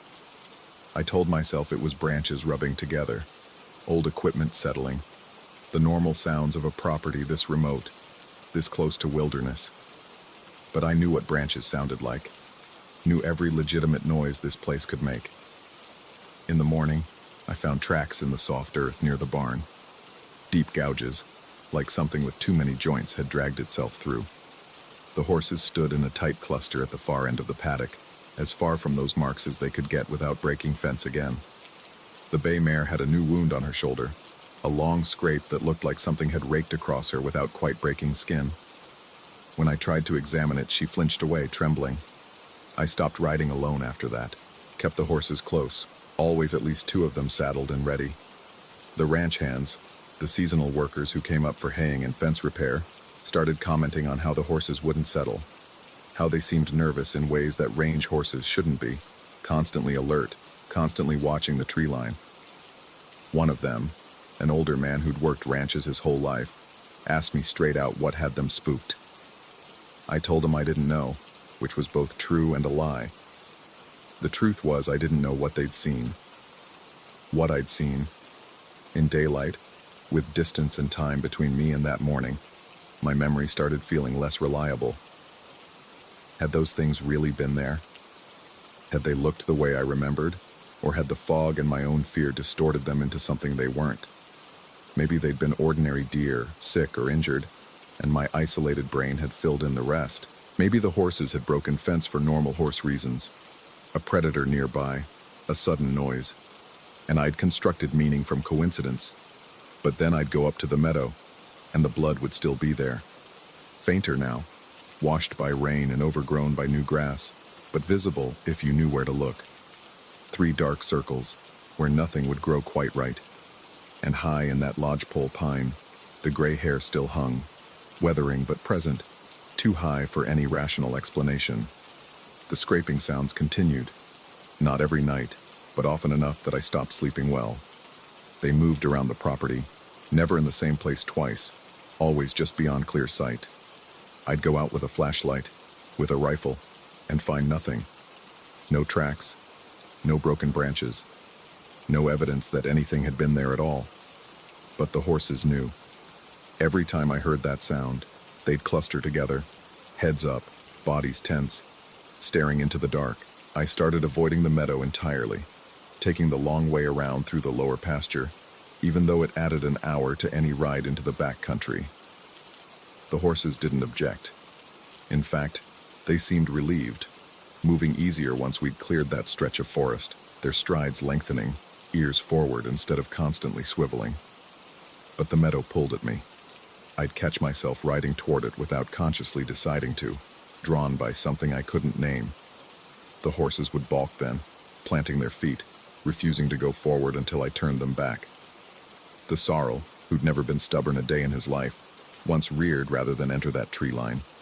I didn't push it, didn't try to force them. Some part of me, the part that had grown up reading sign and trusting animal instinct, knew they were right. 3 weeks after that fog-thick morning, I rode the ridgeline above the ranch just before dawn. The gray gelding picked his way along the narrow trail, sure-footed in the dim light, and we stopped at the overlook where you can see the whole valley spread below. The meadow was visible from there, a pale oval in the dark forest, and as the sun began to rise, burning off the ground fog, I saw them. 3 shapes in the clearing, arranged in that same triangle. Too far away to make out details, but I knew their posture, the angle of their heads, the way they held themselves in space. The gelding went rigid beneath me, every muscle locked. He didn't try to run, didn't bolt or rear. He just stood there, frozen, waiting. And from the meadow, I swear I heard it. That bone-scraping sound carried up on the morning wind, metallic and wrong and perfectly clear. The shapes didn't move, didn't turn to look up at the ridge, but I felt seen anyway, felt recognized in a way that made my skin crawl, made every instinct scream to turn around and ride hard for the barn. The gelding backed up without me asking. 3 careful steps, then 4, removing us from the sight line. He didn't turn around until we were well into the trees, and then he moved faster than he ever had before. Not quite running, but not exactly walking either, putting distance between us and that clearing with the focused urgency of prey escaping a predator. When we reached the barn, I found the bay mare and the sorrel waiting by the gate, though I'd left them in the back pasture. The fence between was intact. No broken boards, no downed wire. They'd simply appeared, standing shoulder to shoulder, watching the trail I'd taken, waiting for us to return. I haven't been up to that overlook since. Haven't taken the trail that leads past the meadow. When I need to check fence line or move cattle, I go the long way, add the extra miles, make the excuses. The ranch hands think I'm getting superstitious in my isolation, developing the kind of quirks that remote living breeds into people. Maybe they're right. But sometimes, on mornings when the fog comes in thick, I wake to find the horses arranged outside my window in a tight semicircle, all facing the tree line. They stand there motionless, barely breathing, until the sun burns the fog away. And on those mornings, I can hear it, faint but distinct, that scraping sound from somewhere in the forest, getting closer, maybe. Or maybe just more comfortable making itself known. Last week I found fresh gouges in the barnwood, too high up to reach without a ladder. Deep parallel scratches that didn't match any tool or animal I know. The horses wouldn't enter the barn for 2 days, and when they finally did, they moved through it fast, ears flat, eyes rolling white at the edges. I should leave, sell the ranch, move somewhere less isolated, less close to whatever wilderness breeds in these mountains. But this land has been in my family for 4 generations. This is home, or was, before that morning. Before I learned that some things don't fit into the categories we make for them, that the world has corners where the rules bend different. Now I just try to keep the horses close. They seem to know something I don't. Something about how to navigate this new reality where the meadow hums with wrong energy and the forest holds shapes that shouldn't exist. They've kept me safe so far, formed their living wall between me and whatever saw me that morning. I cross the meadow mounted now, never on foot, always with at least 2 horses, their bodies solid and real beneath me, their instincts sharper than any logic I can apply. They've been right about everything else. I have to trust they'll be right about this too. About when to run, when to stand still, and when to simply close ranks and wait for the danger to pass. Because it's still out there. In the meadow, in the forest, in the spaces between what I know and what I can't explain. Some mornings I wake up and wonder if I really saw what I think I saw, if my memory has distorted that fog-thick morning into something it never was. But then I see the way the horses react, the way they position themselves, the way they watch the tree line with that patient, knowing attention. They remember, even if I start to doubt, they remember. And every time I catch myself starting down the trail toward that meadow on foot, feel that inexplicable pull toward the clearing, one of them will step into my path, block the way, refuse to let me pass. They know something I'm still trying to understand, about what waits in that ring of trees, about what saw me, marked me, and might still be watching, patient and strange, from somewhere just beyond the fog. And late at night, when the scraping sounds circle the house and the horses stand vigil outside my window, I find myself wondering, are they protecting me from something out there, or are they making sure I don't answer when it calls? I don't know. And that not knowing has become the shape of my life now, riding the edges, avoiding the center, trusting in the wisdom of animals who somehow understand the rules of this new, uncertain world better than I ever will. The gray hair still hangs in that pine tree, 15 feet up where no horse should reach. Sometimes, when the wind is right, I can see it moving. Just that one piece, swaying in a breeze that doesn't touch anything else. A marker, a warning, a promise. I don't go near it anymore. Don't even look in that direction if I can help it. But I know it's there. Just like I know those shapes might still stand in their triangle on fog-thick mornings, arranged in ways that defy the normal geometry of predator and prey, of territory and survival. Some nights I dream about that morning, about the way those things turned their heads, about the specific quality of being seen by something that shouldn't have eyes that work. I wake up shaking, and the horses are always there outside, standing watch, holding the line between me and whatever waits in the meadow. They haven't failed me yet. I just hope they never do, because I think, and this is the thought that keeps me awake most nights, that if they ever stop watching, if they ever break formation and run, I'll finally understand what they've been protecting me from all along. And I'm not sure I want that understanding. Not sure I could survive it. Story 9. The woods behind my uncle's property had always felt wrong to me, even as a kid. Not dangerous exactly. Wrong. Like walking into a room where people had just stopped talking about you. That October afternoon, with my compound bough slung over my shoulder and the Pennsylvania sky turning the color of old bruises, I should have trusted that instinct. I'd been hunting for white-tailed deer in those woods for 3 years, ever since I'd moved back to help Uncle Vernon with the farm after his stroke. The property stretched back maybe 40 acres, mostly oak and hickory, before it met the state forest boundary. Good land, quiet land, the kind of place where you could hear a twig snap from 50 yards away. That's why I noticed the silence first. I'd been tracking a buck for about an hour, moving slow through the beech trees near the old creek bed. The October woods should have been alive with sound, squirrels rustling in the leaf litter, crows cawing, the distant percussion of woodpeckers. But as I crossed into the clearing between two massive beech trees, everything went quiet. Not gradually. All at once, like someone had thrown a switch. The air felt thicker somehow, colder. My breath came out in visible puffs even though it had been almost 60 degrees when I'd started out. I lowered my bow and scanned the tree line, looking for whatever had spooked the wildlife. That's when I saw him. He was floating, not hovering or jumping. Floating. Suspended between those two beech trees about 4 feet off the ground, positioned perfectly in the center of the clearing like some obscene ornament. His body hung limp, chin pressed tight against his chest, arms locked straight at his sides in a way that made my own shoulders ache just looking at it. He wore clothes from another century, a ruffled shirt, the kind you'd see in paintings of colonial gentlemen, stained yellow under the arms. An old-fashioned powdered wig sat crooked on his head. His body was corpulent, soft-looking, like risen dough. But it was his stillness that made my throat close up. He didn't sway or bob. He just hung there, perfectly motionless, as if the air itself had gone solid around him. I stood frozen for what might have been seconds or minutes. Time felt elastic, unreliable. My brain kept trying to rationalize what I was seeing. A mannequin, maybe. Some kind of elaborate Halloween prank strung up in the trees. But there were no wires, no supports, nothing that could explain the impossible geometry of his suspension. I took a step forward.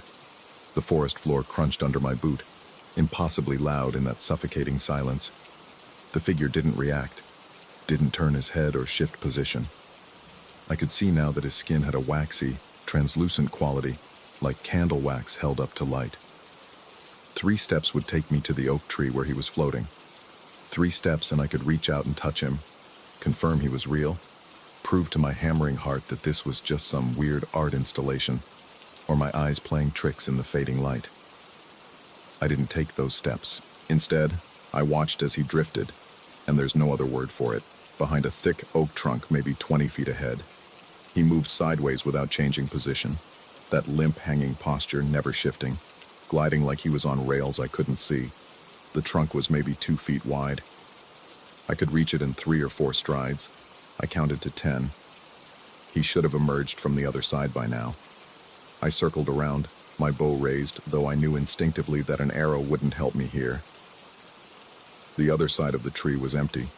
No figure, no tracks in the soft earth, no disturbance of any kind. The woods were still completely silent.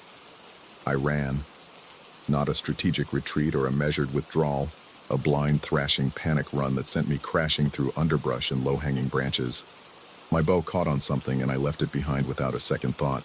All I wanted was to get back to the house, to solid walls and electric lights, and the smell of Uncle Vernon's coffee brewing on the stove. When I burst out of the tree line near the barn, gasping and wild-eyed, my friend Dalton was there working on his truck in the driveway. He'd been staying in the converted workshop behind the barn for the past few weeks, helping out with the harvest in exchange for a place to crash while he figured out his next move. He took one look at me and set down his wrench. I told him what I'd seen. In the retelling, it sounded insane, felt insane even coming out of my mouth. But Dalton didn't laugh or tell me I'd been seeing things. He just wiped his hands on his jeans and said, maybe we should check it out together. He'd grown up in these woods too. He understood the way places could get under your skin. We went back as the sun was setting, taking flashlights and Dalton's .22 rifle, which seemed both necessary and completely inadequate. The woods felt different now, darker, denser, like the shadows had multiplied. Our flashlight beams seemed to barely penetrate the gloom. We found the clearing easy enough. I recognized the 2 beech trees, but there was no sign of the figure, no disturbance in the leaves, nothing to suggest anyone, or anything, had been there. Dalton suggested we head back. It was getting dark fast, and neither of us wanted to be in these woods after full nightfall. I agreed immediately, too readily perhaps. The relief of leaving washed over me like warm water. We started back the way we'd come. 20 minutes later, we were standing in front of the same dead pine tree we'd passed on our way in. I recognized the lightning-struck trunk, split down the middle and charred black. My stomach lurched. Dalton said maybe we'd gotten turned around. We adjusted our heading, moved more carefully, keeping the fading light at our backs to stay oriented. 15 minutes of walking brought us back to the dead pine. The third time we found ourselves at that lightning-struck tree. Neither of us said anything. Dalton's jaw was tight, his knuckles white around the rifle stock. The silence of the woods had changed quality. It wasn't empty anymore. It felt full, pregnant with something vast and patient that was watching us circle like mice in a maze. That's when we heard the screaming. It came from everywhere and nowhere, distant but somehow intimate, like it was being piped directly into my skull. The sound rose and fell in waves, echoing as if it was being thrown up from the bottom of a well or down from the top of a cliff. Human screams, but wrong, too regular, too sustained, like someone had recorded a scream and was playing it on a loop. We ran again, crashing through the underbrush without any pretense of maintaining direction. The screaming followed us, sometimes ahead, sometimes behind, always at that same impossible distance. My lungs burned. Branches whipped my face. Dalton was cursing in a continuous stream, his voice high and tight with panic. I nearly fell over them. The globules. They appeared suddenly in my flashlight beam, materializing as if they'd been waiting for us to stumble into them. Translucent spheres about the size of quarters, sitting in a perfect line along the forest floor. They had weight to them. I could see how they pressed down into the soft earth, creating small depressions. They caught the light strangely, refracting it in ways that made my eyes hurt. There must have been 50 of them, leading away through the trees in an unnervingly straight line. They glistened like fresh gelatin, viscous and dense. As I stood there, chest heaving, I realized they formed a path. And more unsettling still, I couldn't remember seeing them on our way into the woods. Dalton moved his flashlight beam along the line of globules. His voice came out strangled when he asked what the hell they were. I had no answer, but when I looked back the way we'd come, I saw only darkness, impenetrable, solid darkness, that seemed to lean toward us with malicious intent. Forward, along the path of globules, I thought I could see a faint lightening of the gloom. We followed them. I don't know how long we walked. The globules continued ahead of us, always just at the edge of our flashlight beams, leading us forward in that impossibly straight line.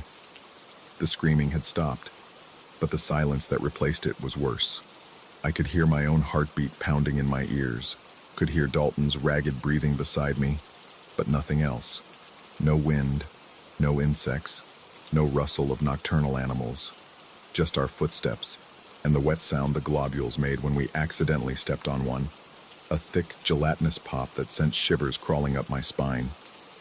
When we finally broke through the tree line into Uncle Vernon's backyard, I nearly collapsed with relief.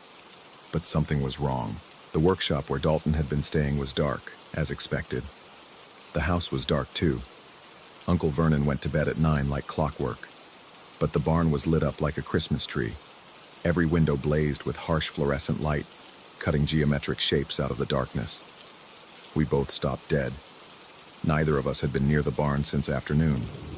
Uncle Vernon couldn't get out there himself anymore, not with his bad hip and the stroke-weakened left side. The lights were on a pull chain system. Someone had to physically be inside to switch them on.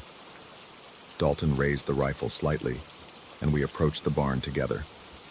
Our shadows stretched out long and distorted ahead of us, growing and shrinking as we moved between the yard lights. The barn door was closed. When I pulled it open, the hinges screamed in the silence. Inside, everything was exactly as we'd left it. Tools hung on their pegs. The tractor sat dormant in its bay. The overhead fluorescents hummed their normal electrical drone, but the space felt violated somehow, like invisible hands had rearranged everything by millimeters, just enough to trigger some deep instinct that things were not quite right. We searched the barn. Nothing. No one hiding in the hayloft. No footprints in the dust. No sign anyone had been inside at all. I killed the lights, each pull chain releasing with a click that echoed too loudly in the cavernous space, and we retreated to the house. Uncle Vernon was snoring in his room, oblivious. We sat at the kitchen table, not speaking, until the adrenaline finally bled out and left us hollow and shaking. Dalton asked if we should call someone. I nearly laughed. Call who? Tell them what? That we'd gotten lost in woods we knew like our own hands? That we'd followed mysterious gel spheres home? That someone, or something, had helpfully lit our way? I told him we should sleep on it. Things always looked different in daylight. Even as I said it, I didn't believe it. The next morning, I went back to the woods alone while Dalton was still sleeping. I needed to see it in daylight, needed to prove to myself that the previous night had been some combination of panic and darkness and overactive imagination.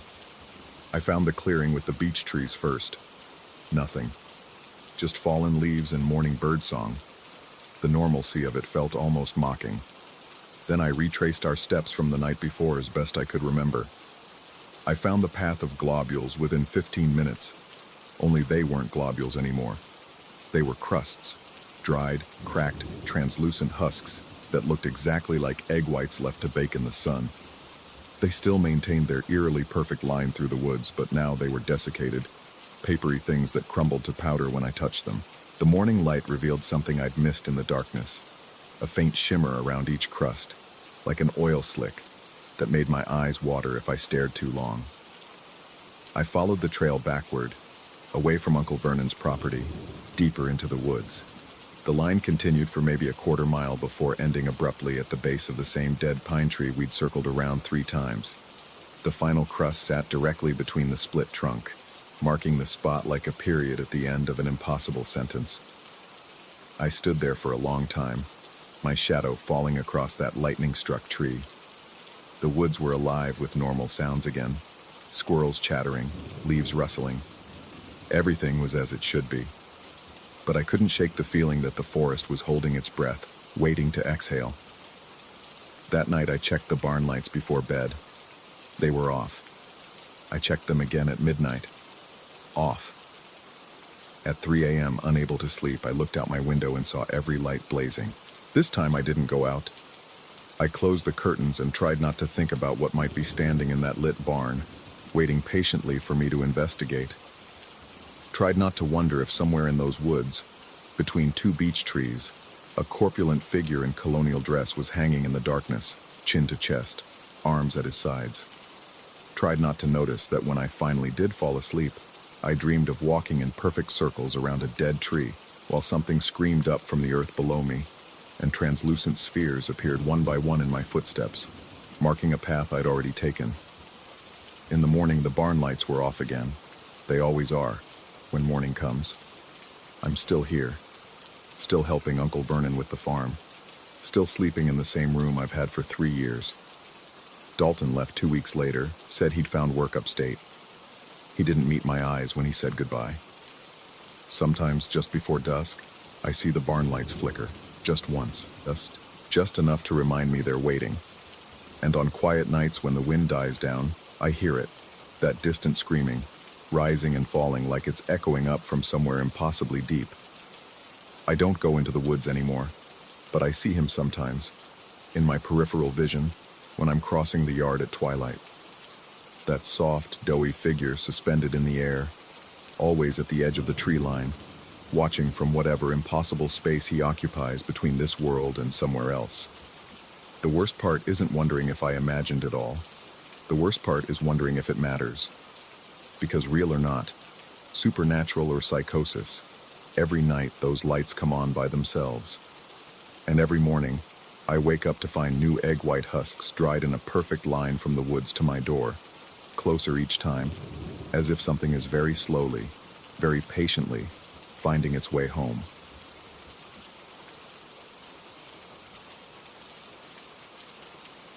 Story 10.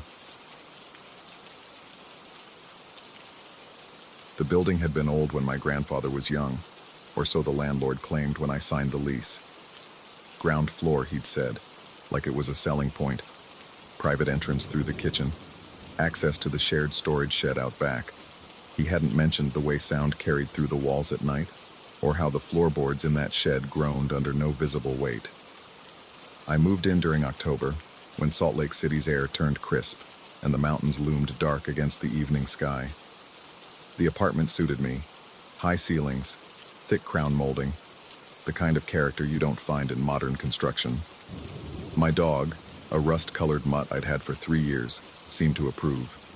He'd marked every corner of the place within an hour, claimed the worn rug near the radiator as his territory. The kitchen door opened onto a small concrete pad, then 3 steps down to a narrow yard shared with the other ground floor tenant.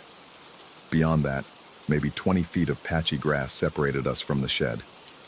It was larger than I'd expected, more of a converted garage, really, with space enough for several tenants' overflow. Old paint cans, boxes of Christmas decorations, forgotten furniture slowly composing in the dark. I didn't think much about it those first weeks. I was busy with the move, with settling into a new routine at work, with learning the rhythm of this place. But the dog noticed something before I did. It started with small things. He'd pause at the kitchen door, nose working the gap beneath it, a low rumble building in his chest. I'd open it, find nothing but the empty yard and the shed's dark bulk against the fence. Sometimes I'd step out with him, let him sniff around while I smoked a cigarette in the cold air, watching my breath cloud and dissipate. The shed had a door. Two doors, actually. One that faced the yard, padlocked and weathered, and another on the far side that opened to the alley. The landlord had given me a key to the padlock, but I hadn't needed it yet.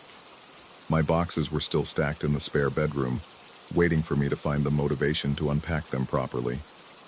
The first incident happened on a Tuesday night in early November. I'd let the dog out around 11, stood in the doorway while he did his business. The night was still, the kind of dead silence that makes you aware of your own heartbeat. He'd wandered toward the shed, sniffing along its foundation, when he went rigid. Not the alert stance of a dog catching a scent, something else. Something that made the hair along his spine stand up in a ridge. Then he barked. Sharp, urgent, the bark he reserved for threats. And he bolted back toward me, past me, into the kitchen with his tail tucked low. I called after him, but he kept going, didn't stop until he reached the living room. I stood there in the doorway, one hand on the frame, listening. The silence had changed. It felt occupied now, like the pause between words when someone's deciding whether to speak. I strained to hear anything, the rustle of an animal, footsteps, the creak of old wood settling. Instead, I heard dragging, a slow, deliberate sound, like palms sliding across rough concrete. It came from inside the shed, moving from left to right, from the alley side door toward the one that faced me. The sound was intimate, wrong in a way I couldn't articulate. Not the scurry of a rat or the shuffle of a raccoon. Something being pulled, or pulling itself. I stepped back inside and locked the door. The deadbolt's click sounded too loud, too final. I stood with my back against it, listening to my own breathing, waiting for the dragging sound to continue. It didn't. The silence rushed back in, filling every space. My dog refused to come into the kitchen for 2 days after that. I tried to rationalize it. Old buildings made sounds. Pipes groaned. Wood expanded and contracted. Foundations settled. The shed was probably full of junk that shifted when the temperature changed. Maybe a homeless person had gotten in through the alley door, was sleeping rough in there. That thought bothered me more than the alternatives I didn't want to consider. I mentioned it to my upstairs neighbor when I saw her collecting mail. She was older, had lived in the building for 15 years. Did she ever hear anything strange from the shed? She'd looked at me with an expression I couldn't quite read. Not concerned, exactly, but careful. She said the previous ground floor tenant had moved out suddenly, left some of his things in the shed. The landlord hadn't gotten around to clearing it out yet. She said it quickly, like she wanted to move past the topic, and excused herself before I could ask anything else. That night, I stood at my kitchen window for a long time, staring at the shed's dark outline. No lights in there, no movement. Just the bulk of it, patient and still against the fence. I made sure the door was locked, checked it 3 times, before going to bed. The weeks that followed brought their own strangeness, though nothing as overt as that dragging sound. I'd catch movement in my peripheral vision when I passed the kitchen. Shadows that didn't quite match the light source. Shapes that resolved into nothing when I looked directly. The dog developed a new habit of sitting in the living room doorway, staring down the hall toward the kitchen, occasionally whining low in his throat. Then I felt it. I was making coffee one morning, early, before dawn. The radiator hissed and clanked, pushing heat through the old pipes. I had my back to the kitchen door when something passed through me. Not through the room, through me, a sensation like cold water in my veins, spreading from my spine outward, raising goosebumps across my arms and neck. It carried a weight with it, a pressure that made my ears pop. I spun around. Nothing. The door was closed, locked. But the sensation lingered, and beneath it, something else wormed into my awareness. A smell. Faint at first, then stronger. Like earth that had been burned, scorched soil and ash, and something organic left too long in heat. The smell followed me through the apartment. It was strongest near the kitchen, but I caught traces of it elsewhere. In the bathroom, in the hallway. Once even in my bedroom when I woke at 3 a.m. with my heart hammering. The dog smelled it too. He'd sneeze and back away, shaking his head like he'd inhaled water. I bought air fresheners, left windows open despite the cold, scrubbed every surface I could reach. The smell persisted, or maybe it didn't. Maybe it faded, and I just convinced myself I still detected it. The way you can taste something hours after eating it, a phantom sensation that won't let go. I started sleeping poorly.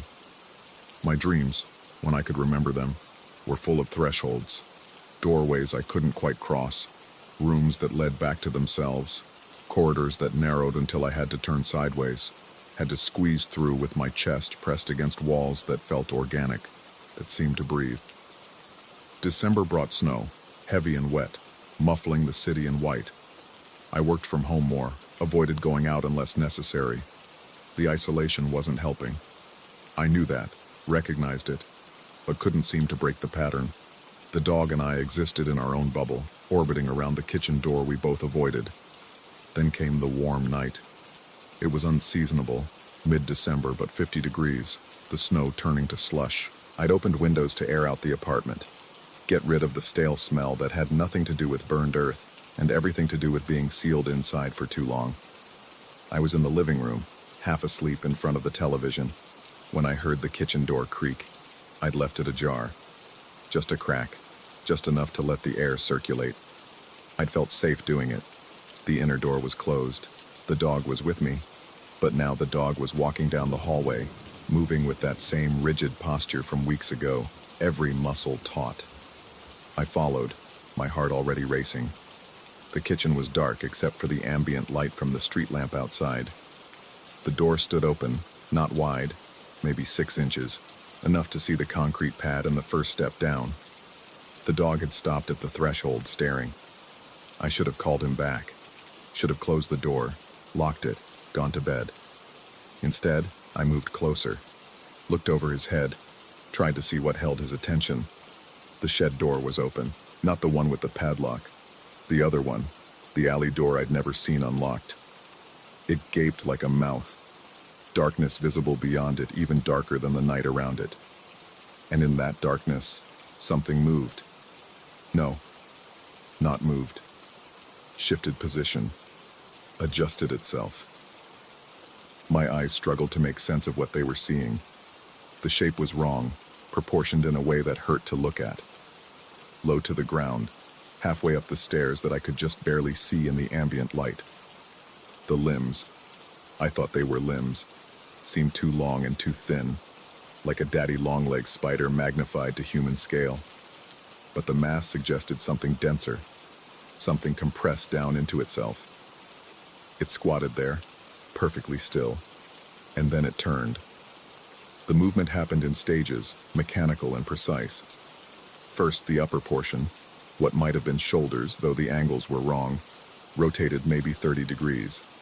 Then, after a pause that might have been a second or an hour, the rest followed. No smooth motion, no natural flow. Just these distinct, separate adjustments, until whatever served as its face pointed toward me. I couldn't see features. The darkness was too complete, the distance too great. But I felt its attention lock onto me with physical force, a pressure behind my eyes that made them water. The dog began to back away, a high whine escaping his throat. I grabbed for his collar, but my hand wouldn't obey, stayed frozen at my side. We stood there, the three of us, me, the dog, the thing on the stairs, locked in a moment that stretched like taffy, pulling thinner and thinner, but never quite breaking. Then my body remembered how to move. I threw myself at the door, hit it with my shoulder, heard the latch catch. The deadbolt took 2 tries. My hands were shaking so badly I could barely grip it, but finally it slid home. I scooped up the dog and carried him to the living room, both of us trembling. I didn't sleep that night, didn't even try. I sat on the couch with all the lights on, the dog pressed against my leg, listening for sounds from the kitchen. None came. No dragging, no footsteps, no breathing or scratching or anything that would confirm what I'd seen. Dawn arrived with painful slowness. When gray light finally filtered through the windows, I forced myself to go to the kitchen. The door was still locked. I looked through the window above the sink, angled my view toward the shed. Both doors were closed. I called in sick to work, spent the day researching the building's history, the previous tenants, anything that might explain what was happening. The internet offered fragments, a mention in a historical register, a few old photos, nothing substantial.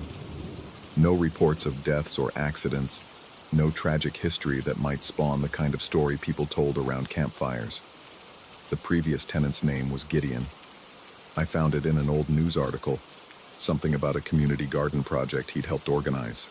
His picture showed a thin man with dark circles under his eyes, forcing a smile. The article was from 2 years ago.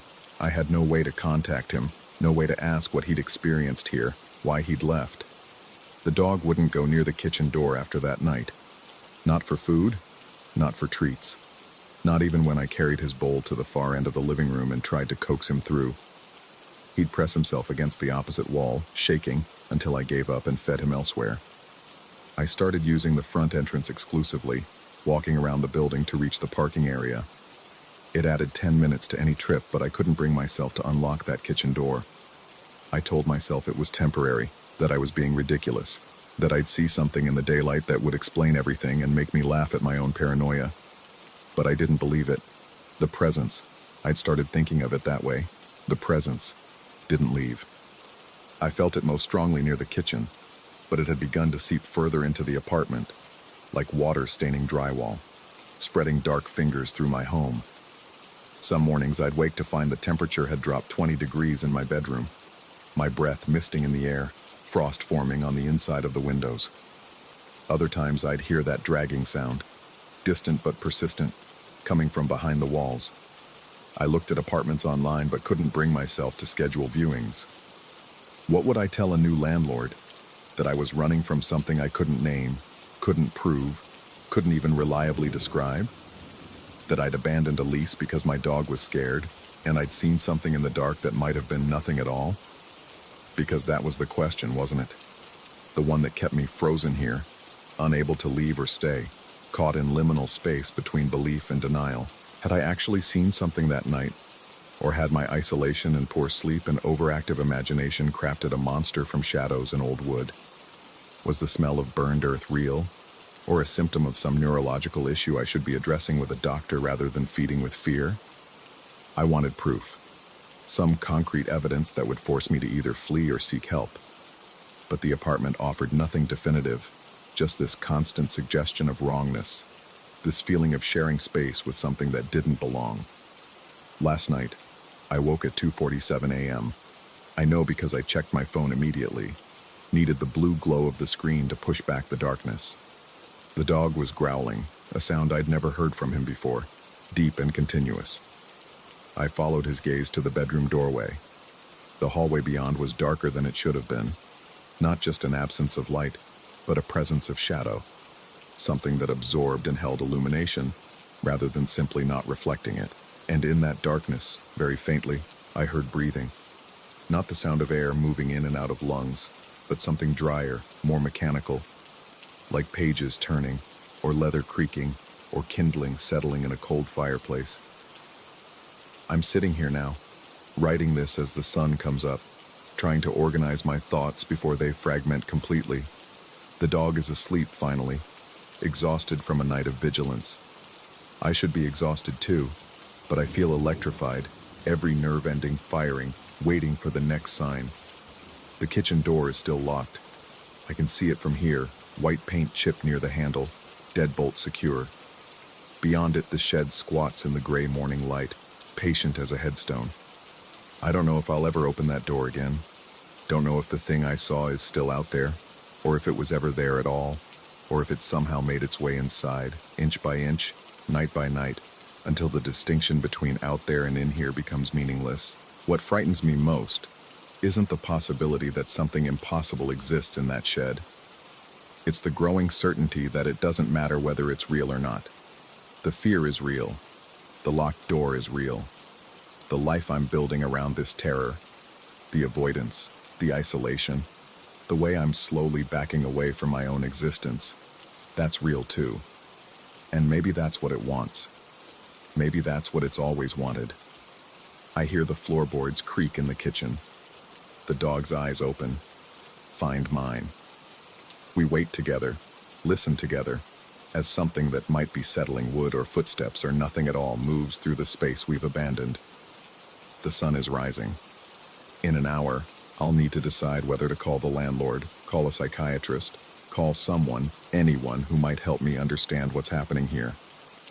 But for now, I sit with my dog in the growing light, both of us staring at that closed kitchen door, wondering what's standing on the other side, wondering if it's wondering the same thing about us.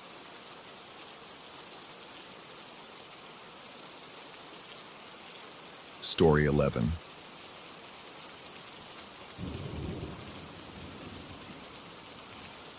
The first mistake was thinking I'd be alone.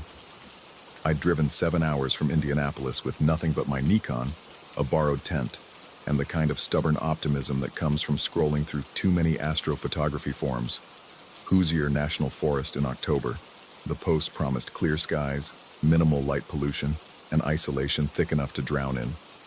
Perfect conditions for capturing the Milky Way in all its cosmic indifference. The campsite I chose wasn't listed on any map. Just a widening in the fire road where the hardwoods thinned enough to pitch a tent, far enough from the designated areas that I wouldn't have to deal with weekend warriors and their beer coolers. The ranger at the station had given me a long look when I'd mentioned going off trail, but he'd signed my permit anyway. His only advice had been to watch for black bears and to make noise when hiking at dusk. I hadn't planned on making noise. I'd planned on silence. The afternoon settled over the forest like a held breath. I spent the dying light hours setting up my gear, adjusting the tripod on the uneven ground, programming the intervalometer for the long exposures I'd need once full darkness hit. The trees here grew dense and low, their canopies forming a cathedral ceiling that blocked out everything but narrow columns of sky. Not ideal for wide-angle shots, but the challenge appealed to me. I've always been drawn to difficult angles, to forcing beauty out of obstinate subjects. By the time I'd eaten my freeze-dried dinner and checked my equipment twice more, the temperature had dropped 15 degrees. The wind picked up, moving through the understory with a sound like rushing water. I zipped my jacket and settled into the camp chair, waiting for the sky to give up its stars. That's when I saw it. Not saw it exactly. Became aware of it. The way you become aware of being watched in a crowded room, that prickling certainty that settles between your shoulder blades and refuses to leave. I'd been staring up at the emerging constellations, my neck bent back at an uncomfortable angle, when my peripheral vision caught movement on the opposite embankment. The fire road cut through a modest ravine here, and the far slope rose about 20 feet, thick with saplings and undergrowth. At the top, where the low canopy began, something stood. My first thought was deer. My second thought was that no deer stood that tall. It was maybe 8 feet high, perhaps more. Difficult to judge distance and size in the failing light, but it had mass, the kind of density that makes space around it seem to bend inward. The shape was wrong for any animal I knew. Too vertical, too still. A silhouette against the darkening forest that didn't move even when the wind gusted hard enough to make the surrounding branches sway and dip. The wind. That's what I noticed next. While everything around this shape bent and rustled, the thing itself remained motionless except for one detail. Its surface rippled. Like tall grass in a breeze, like fur or hair catching air currents, the covering moved in waves across its form. I sat frozen in my chair, my breath shallow and controlled. Some animal instinct older than reason told me that movement would be a mistake. That acknowledgement would be a mistake. So I did something that felt insane, even as I did it. I went completely slack. Dropped my shoulders, let my head loll to one side, kept my eyes half-lidded and unfocused. Played dead. Played mannequin. Whatever it was, wherever in the evolutionary chain it sat, maybe it hunted movement. Maybe stillness would bore it. I counted seconds in my head. Lost count at 200 and something. My left leg started to cramp, a hot needle of pain that screamed at me to shift position. I ignored it. The shape across the ravine didn't move, didn't approach, didn't leave. Just stood there as the last light bled out of the sky, and the temperature continued its steady drop toward freezing. When I finally risked a glance, slow, glacial, barely moving my eyes. The embankment was empty. I didn't sleep that night. Didn't even try. I packed everything into the car except the tent, started the engine and sat there with the heat running and the doors locked until dawn. Told myself I'd drive back to civilization at first light. Told myself a dozen rational explanations for what I'd seen. Bear standing on hind legs, trick of the shadows, a dead tree with an unusual shape that my exhausted brain had animated into threat. But I didn't leave. Dawn came cold and crystalline, the kind of October morning that makes you forget nighttime ever existed. The forest looked benign in the slanted sunlight, almost welcoming. I made coffee on my camp stove, the smell of it grounding me back into the practical world of cause and effect. Whatever I'd seen, or thought I'd seen, belonged to darkness. The day was mine.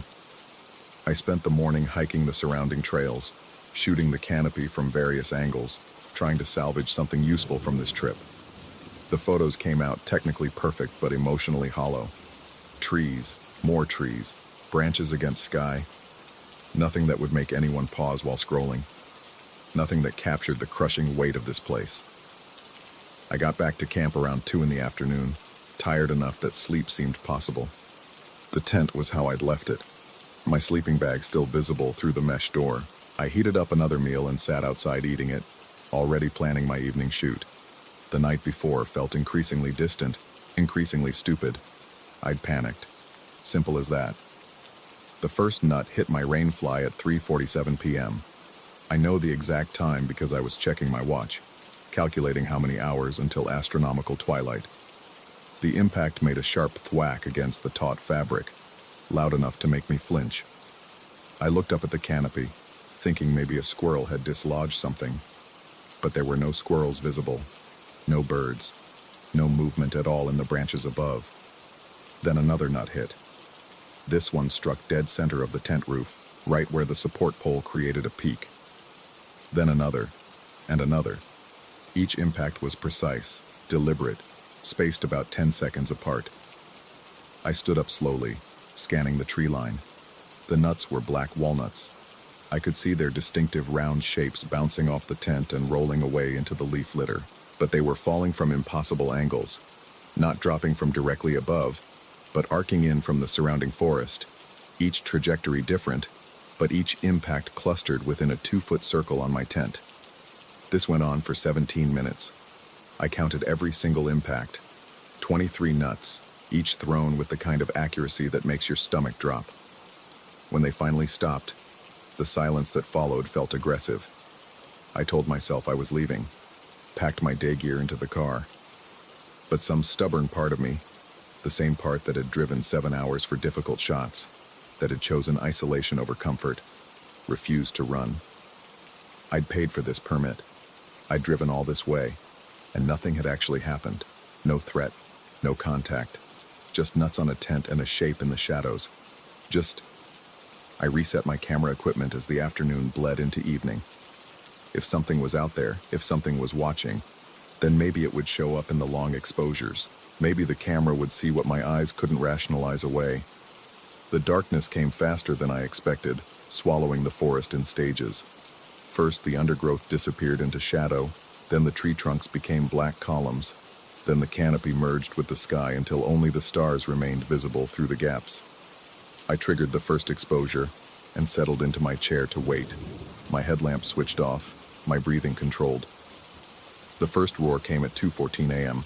It was low, impossibly low, the kind of frequency you feel in your chest cavity before you hear it with your ears.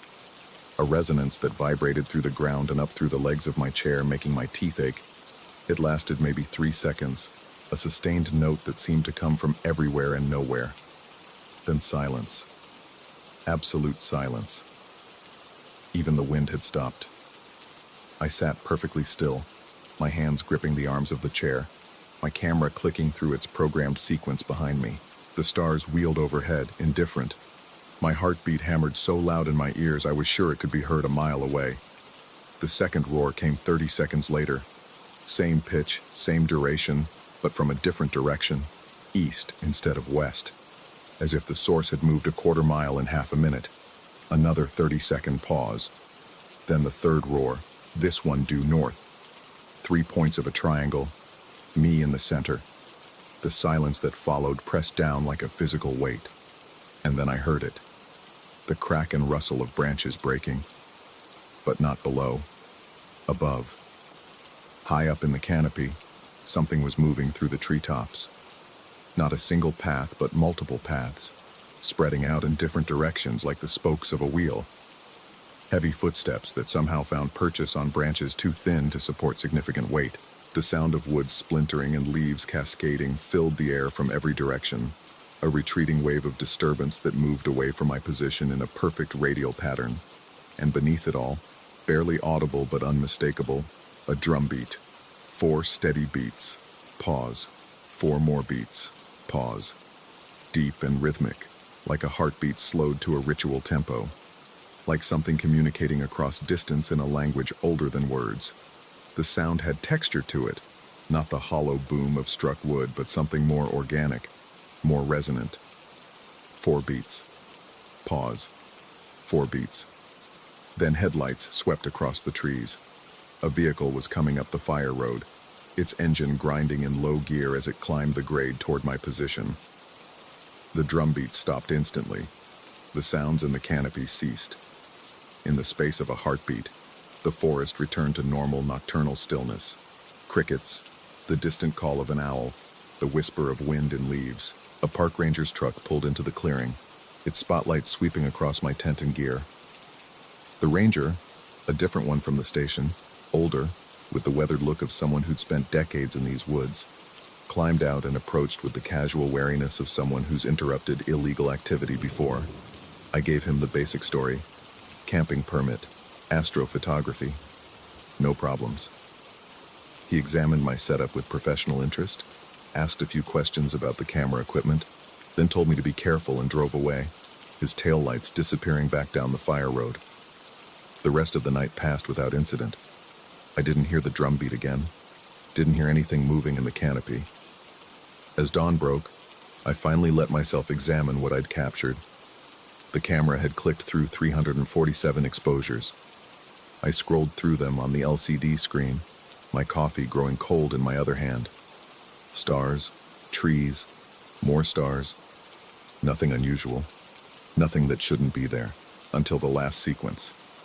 The images were out of focus, the canopy rendered as a dark blur against the lighter sky. Camera shake maybe, or a focusing error in the darkness. But in 7 consecutive frames, there were shapes, vertical forms standing among the trees, tall and distinct, in positions where no trunk should be. I zoomed in on each one, my hands starting to shake. They weren't trees. The proportions were wrong. The spacing was wrong. And in the blurred way that movement appears in long exposures, they seemed to be facing toward the center, toward my position. I deleted the star shots, every single one, formatted the card twice, kept only the canopy images, the blurred, useless, damning images that showed nothing and everything. I broke camp in under 20 minutes, throwing gear into the car with none of my usual careful organization. The ranger station was empty when I returned the permit, just a drop box with a slot. I drove back toward Indianapolis with the heat blasting, even though the morning had already warmed into the 60s. At a rest stop outside Bloomington, I pulled out my laptop and connected the camera. The images were still there, of course. Digital files don't just disappear because you want them to. I opened the last one, the clearest of the blurred shots, and stared at it until my vision swam. 7 shapes, 7 watchers in the canopy. And in the extreme foreground, barely visible at the bottom edge of the frame, there was an 8th, standing right behind where my chair had been. I can still see them when I close my eyes. I can still hear that drumbeat. 4 beats. Pause. 4 beats. In the quiet moments before sleep. And sometimes, in crowded places, I feel that old prickling sensation between my shoulder blades. That certainty of being watched. I've never gone back to Hoosier National Forest. Never will. But late at night, when I'm developing shots in my darkroom and the chemicals smell particularly sharp, I wonder if leaving was enough. If distance means anything to something that can move through treetops like smoke, that can throw nuts with sniper precision, that can surround you in minutes, the images are still on my hard drive. I've tried to delete them a dozen times, but my finger never completes the action. Because as long as they exist, I can look at them, can study them, can remind myself that I didn't imagine it, that it was real, or that I'm losing my mind. And I honestly don't know which possibility terrifies me more.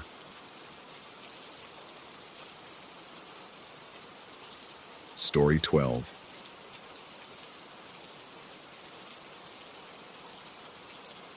The air smelled wrong before we even reached the bridge. We'd spent 4 hours training team roping at the reserve's equestrian center, my shoulders burning from holding tension in the rope, my palms raw despite the gloves.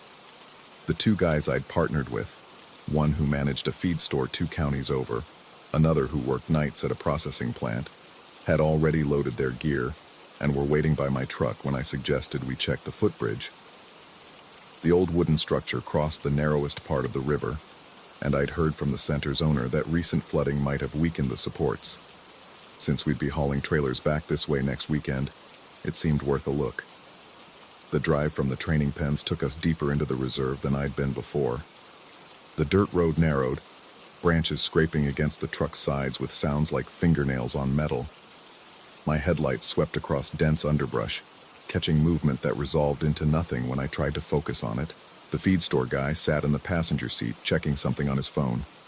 The night shift worker had dozed off in the back, his head bouncing against the window with each rut in the road. That's when the smell hit us, thick and organic, like meat left too long in summer heat, but with an underwater quality that coated the back of my throat. I cracked the window to let it out, but it only seemed to let more in. The headlights found eyes first. Yellow, catching the light like coins at the bottom of a well, unblinking in the brush maybe 15 feet from the road. I slowed instinctively, expecting a deer to bolt across our path, but the eyes just watched, floating in the darkness with no visible body beneath them. My passenger noticed them too. He stopped scrolling and sat forward, his hand moving toward the dashboard as if he could push us past them faster. Probably just he started to say, but the eyes blinked out. Not like an animal turning its head or bounding away. They simply ceased to exist between one moment and the next, as if someone had flicked a switch. The bridge appeared around the next bend, its weathered boards silver in the moonlight. We all climbed out, our boots crunching on gravel, and spent 20 minutes checking the supports with flashlights. Everything looked solid enough, though the water below moved faster than I'd expected, black and muscular in the darkness. The sound of it filled the air, a constant rushing that made conversation difficult. On the drive back, nobody mentioned the eyes. The night shift worker stayed awake this time, staring out at the darkness with an expression I couldn't quite read. We reached the center's main building, a low cabin with a covered porch where trainers sometimes stayed overnight, around 1 in the morning. The owner let us know we could sleep there if we wanted, rather than drive the 2 hours back to town. We'd brought sleeping bags anticipating the offer. The cabin had a main room with a kitchenette, a wood stove that still held heat from earlier in the evening, and a pair of narrow windows facing the parking area. We'd spread our sleeping bags across the floor, too tired to care about comfort. The conversation drifted the way it does when exhaustion starts pulling at the edges of consciousness. We talked about horses we'd known, close calls we'd had, the mechanics of a good rope. Our words came slower, punctuated by longer silences, until eventually the night shift worker was snoring softly, and the feed store guy had rolled over to face the wall. I was nearly asleep when I heard it. A scratching sound, deliberate and patient, moving across the window glass. Not the random scrape of a branch. This had intention behind it. The careful pressure of something testing the surface. I lay perfectly still, my sleeping bag suddenly too warm, listening to the rhythm of it, back and forth, like someone drawing invisible lines with their fingernail. Then came the tapping, light, almost playful, but following a pattern that made my stomach clench with recognition. It matched the cadence of our earlier conversation, the rhythm of our laughter, the tempo of our overlapping voices. Someone or something was recreating the musicality of how we'd sounded just an hour before. I wanted to wake the others, but my throat had closed around the impulse. The tapping continued for perhaps 3 minutes, never loud enough to be aggressive, always just present enough to be unmistakable. Then it stopped. The silence that followed felt heavier than the sound had been, pressing against my eardrums until I had to swallow to equalize the pressure. I didn't sleep well after that. Every small sound, the building settling, the wind in the eaves, the distant call of something in the woods, pulled me back to alertness. When gray light finally began seeping through the windows, I was grateful to have an excuse to move. The others woke slowly, stretching and groaning. I made coffee while they rolled up their sleeping bags, and we stood on the porch drinking it, looking out at the morning mist that hung over the training pens. That's when the feed store guy noticed the tracks. "The hell is that?" He was pointing at the dirt alongside the porch, where the ground sloped gently down toward the gravel parking area. I followed his gaze and felt something cold slide down my spine. Hoof prints led from the porch to the fence line, maybe 20 feet away. But they weren't like any hoof prints I'd seen before. Each print showed 2 distinct points, cloven, like a deer or goat, but they formed a single perfectly straight line. No staggered pattern of left and right, no variation in depth or spacing, just one track, walking in a way that nothing with 4 legs should be able to walk. We followed them to the fence, none of us speaking. The prints ended abruptly at the lowest rail, as if whatever made them had simply stepped over and continued on the other side without leaving any mark. The night shift worker crouched down, studying the impressions. He worked with his hands. I'd seen him handling equipment at the processing plant, and had the kind of practical knowledge that came from years of paying attention to physical details. "Should be 4 sets of these," he said quietly. 2 front, 2 back. Even if something was walking funny, you'd see the pattern change. This is just... He trailed off, standing up and brushing dirt from his hands. I tried to tell myself there was a logical explanation. Maybe 2 different animals had walked the same path, perfectly aligned. Maybe the morning dew had melted the edges of more complicated tracks, simplifying them into this single line. Maybe I was more tired than I thought, and we were all seeing patterns in random marks. But I couldn't make myself believe any of those explanations. We loaded the trailer in near silence, our earlier camaraderie replaced by a tension that none of us wanted to acknowledge. I was hooking the trailer to my truck's hitch when the night shift worker touched my shoulder and pointed up the slope toward the tree line. The buck stood on a small rise, perhaps 40 yards away. Even at that distance, I could see something was profoundly wrong with it. Its hide hung loose, stretched over bones that jutted at harsh angles, as if the animal had been assembled from parts that didn't quite fit together. The morning light showed every contour of its skull beneath skin that looked paper-thin and translucent. But it was the expression, if you could call it that made me stop moving entirely. The buck's mouth hung open in what my brain insisted on interpreting as a smile, lips pulled back far enough to expose every tooth in its jaw. No animal holds its mouth that way. No living thing maintains that kind of rigid, unnatural position without the muscles trembling from strain. I stared at it, unable to look away, counting the seconds in my head. 5, 10, 15. The buck didn't move, didn't blink, didn't twitch or shift its weight the way any creature with functioning nerves would have to do. It just stood there, that impossible smile fixed on its skull-like face, watching us with the patience of something that had all the time in the world. The others had noticed it too. The feed store guy had gone very still, his hand still on the trailer latch. The night shift worker breathed out slowly, the kind of controlled exhale you use when you're trying not to panic. "Is that..." The feed store guy started, but didn't finish. I blinked. Just once. A purely reflexive action. The rise was empty. No deer, no movement in the brush, no sound of hooves retreating through the undergrowth. The buck had simply ceased to be there, leaving only the slope and the trees and the weak morning sunlight. "Did you..." I began, but the night shift worker was already nodding. Yeah, I saw it too."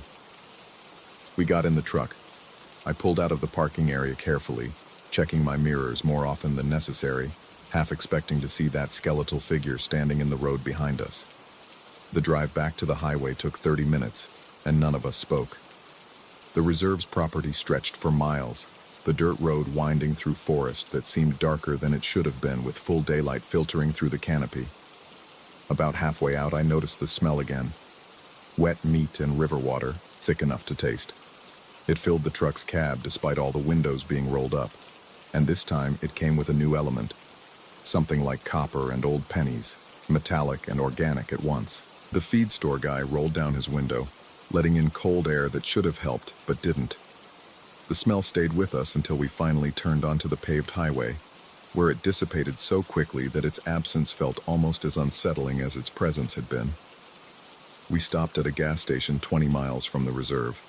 While the others used the restroom, I stood by the pump, watching the numbers roll on the meter and trying to organize my thoughts into something rational. We'd been tired. The lighting had been poor. Our minds had filled in details that weren't there, found patterns in randomness, mistaken ordinary events for something sinister. But when the night shift worker came back, he stopped beside me and spoke in a low voice, as if worried about being overheard despite the empty lot. "The tracks," he said. "I've worked around livestock my whole life, processed thousands of head. I know what hoof prints look like when something's injured, when it's walking on 3 legs, when the weight distribution is off. Those prints weren't from anything injured." He paused, squinting at the road ahead. "They were from something that moves on 2 legs but wants you to think it doesn't." He walked away before I could respond, climbing back into the truck and closing the door with more force than necessary. The drive home took 2 hours. I dropped off the night shift worker first, then the feed store guy.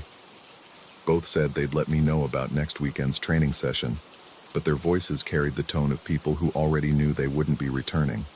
I didn't argue with them. I thought about calling the reserve's owner, asking if he'd experienced anything unusual on the property. But what would I say? That I'd seen eyes that disappeared? That something had tapped on the window in the rhythm of human conversation? That hoofprints followed an impossible path? That a dying deer had smiled at me and vanished when I blinked? It all sounded insane when I tried to arrange it into words. 3 weeks have passed since that night. I haven't been back to the reserve. The owner called once asking if I'd be interested in another training session, and I found myself inventing excuses about scheduling conflicts and family obligations. He accepted them without question, but something in his voice suggested he'd heard similar excuses before. I've been dreaming about the bridge. Not nightmares exactly, just dreams where I'm standing on those weathered boards, looking down at the black water rushing beneath, and I can feel something standing behind me. Something patient and tall. Something with too many joints in its legs. Something that's learned to imitate the sound of human laughter with perfect, uncanny precision. Last night I woke to a tapping on my bedroom window, soft and rhythmic, following the pattern of a conversation I'd had with my brother that evening at dinner. The cadence of our voices, the spaces between our words, recreated with meticulous accuracy. I didn't look at the window.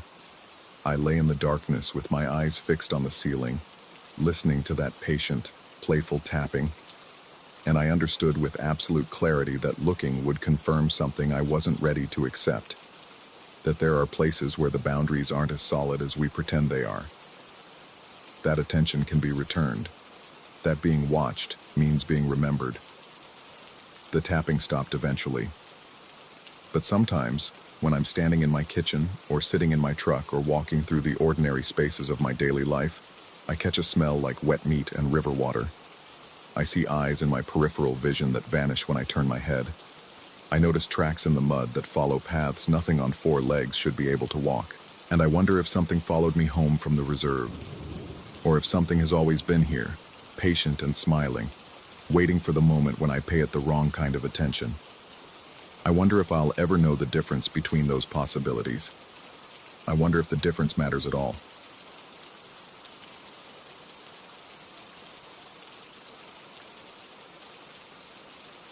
Story 13.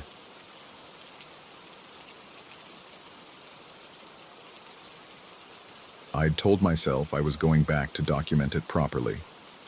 That's what I wrote in the permit application, a follow-up survey of trail conditions on the eastern boundary of Mammoth Cave National Park, where the mapped paths dissolve into deer trails and the canopy thickens into something prehistoric.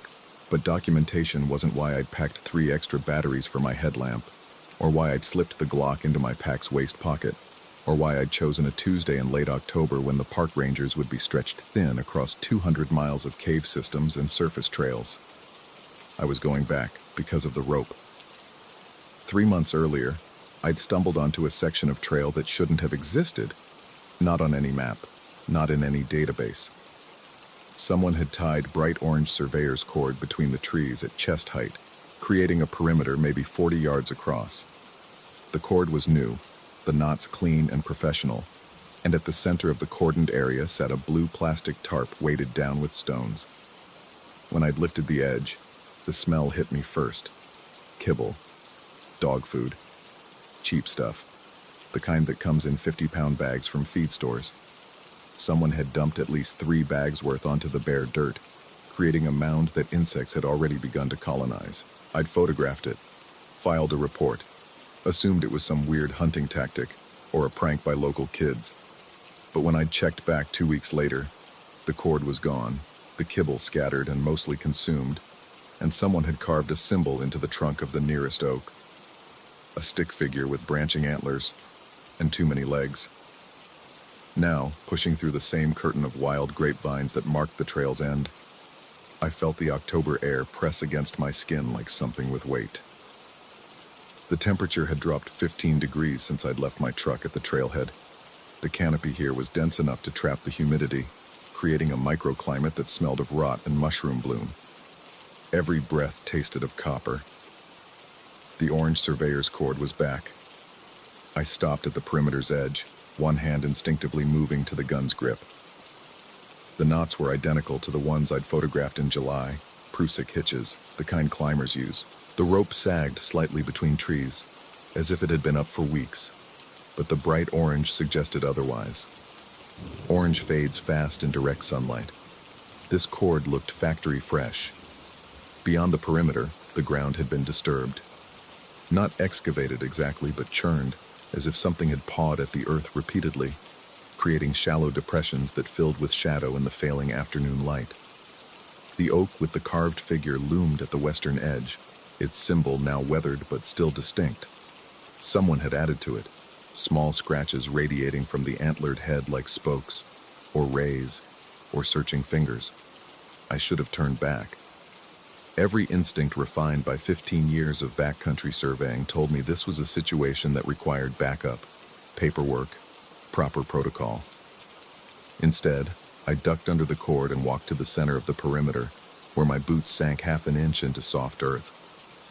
The silence was wrong, not peaceful, evacuated. No bird calls, no squirrel chatter, none of the ambient rustle that characterizes healthy deciduous forest. Even the insects seemed muted, their buzz reduced to a low-frequency hum that I felt more than heard. I knelt and ran my fingers through the churned dirt. It was fine, almost silty, and came away on my skin with an oily residue that wouldn't quite brush off. That's when I heard the first crack. Not a branch breaking. The sound was too sharp, too localized. It came from my left, somewhere in the dense undergrowth where the vines tangled into impenetrable walls. A single purposeful snap, like someone stepping on a dry stick. I stood slowly, hand on the gun, scanning the vegetation for movement. Nothing. The air seemed to thicken, pressing against my eardrums until they popped. Another crack. Closer now. 10 yards, maybe less. I pulled the Glock free and thumbed off the safety, the mechanical click absurdly loud in the smothered quiet. Called out. My voice sounded thin and strained, asking if anyone was there, announcing myself as a park surveyor. The words died against the underbrush without echo. The response was a series of cracks in rapid succession, creating a rough semicircle around my position. Whatever was making the sound was moving, or there were multiple sources. I backed toward the perimeter cord, keeping my eyes on the dense vegetation, trying to separate genuine movement from the brain's pattern-seeking desperation. Shadows shifted, vines swayed, but nothing emerged. By the time I retreated beyond the orange rope, the cracking had stopped. The forest's normal ambiance returned gradually. A distant crow, the whisper of wind through dying leaves, my own pulse hammering in my throat. I stood there for 5 full minutes, gun drawn, waiting for something to prove I hadn't imagined the whole sequence. The shadows lengthened, the temperature dropped another notch, and finally, I holstered the weapon and made my way back to the place I'd chosen to camp. I deliberately selected a spot a quarter mile from the perimeter, where a small clearing offered flat ground and a view of my surroundings. By the time I had my tent pitched and my gear organized, dusk had reduced the forest to silhouettes and negative space. I built a small fire in a cleared ring and set water to boil for freeze-dried stew, trying to convince myself that the afternoon's encounter was explainable. Black bears could make those sounds, moving through thick brush. So could deer, or even wild hogs, though they were supposed to be uncommon this far north in the park. The stew tasted like salted cardboard, but I forced it down, maintaining caloric intake the way I'd trained myself to do. Afterward, I strung a bear bag with my food supplies and hung it from a high branch, then arranged my gear in the tent with paranoid precision. Headlamp within reach, knife accessible, gun in its holster beneath my pillow. The routine should have been comforting. It felt like preparation for siege. Full dark came suddenly, the way it does under heavy canopy. My fire had burned down to coals when I heard the footsteps. Not the crack of breaking sticks, actual footsteps. Deliberate, measured, circling my campsite at a distance I estimated at 30 feet. The gait was wrong. Too slow, too careful, with irregular intervals between steps, as if whatever was moving paused frequently to observe. I killed my headlamp and sat motionless in the fire's dying glow, tracking the sound by ear. One complete circle, then another. The steps never approached closer than 30 feet, never receded beyond 40. I wanted to call out again, to break the tension with confrontation, but some survival instinct kept me silent. The steps weren't trying to be stealthy. If anything, they seemed intentionally audible, like someone wanted me to know they were there. But who walks perfect circles around a stranger's camp in total darkness without announcing themselves? Not a ranger, not a lost hiker, not anyone with peaceful intent. The circling continued for what felt like an hour, but was probably closer to 20 minutes. My eyes adjusted enough to see vague shapes between the trees, trunks, low branches, the formless geometry of understory vegetation, but never anything that explained the footsteps. And then, between one step and the next, the sound stopped. The silence that followed was absolute. No wind, no distant animals, no ambient forest noise. Just my breathing and the faint tick of cooling metal from my camp stove. I remained frozen, waiting for the sound to resume, until my muscles cramped and I had to shift position. That's when something brushed against my tent. The touch was light, exploratory, starting at the tent's rear corner and dragging slowly along the nylon fabric. Not scratching, tracing. The pressure was consistent and deliberate, as if someone was running a finger along the tent's surface, following its contours. I could track the movement by sound, a soft hiss of contact, moving from the back corner forward along the sidewall, passing within inches of where I sat rigid in my sleeping bag. My hand found the gun. I thumbed the safety off with a click that seemed to echo.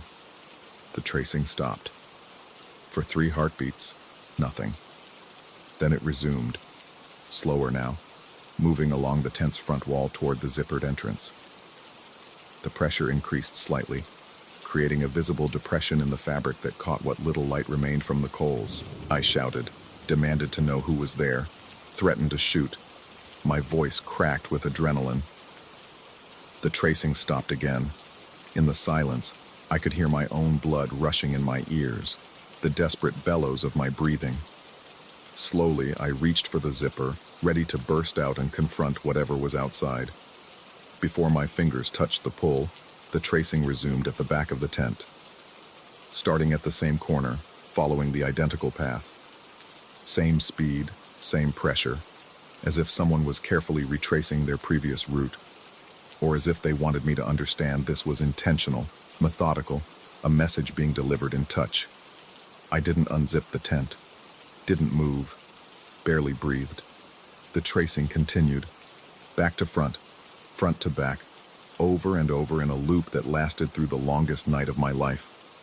At some point, exhaustion must have overwhelmed terror, because I jerked awake to gray dawn light and the sound of crows arguing somewhere in the canopy. The gun was still in my hand. My fingers ached from gripping it. Moving carefully, I unzipped the tent and crawled out into morning air that tasted of dew and leaf mold. The first thing I checked was the ground around my tent. The tracks started at the edge of my sleeping pad's footprint, not beside the tent, but inside the perimeter I'd occupied. They were hoofprints or close to it, cloven, sharp-edged, pressed deep into the soft forest floor. But the spacing was wrong. Each print was 6 inches from the last, creating a pattern that suggested something standing still, shifting weight, not walking. And the prints didn't form a path.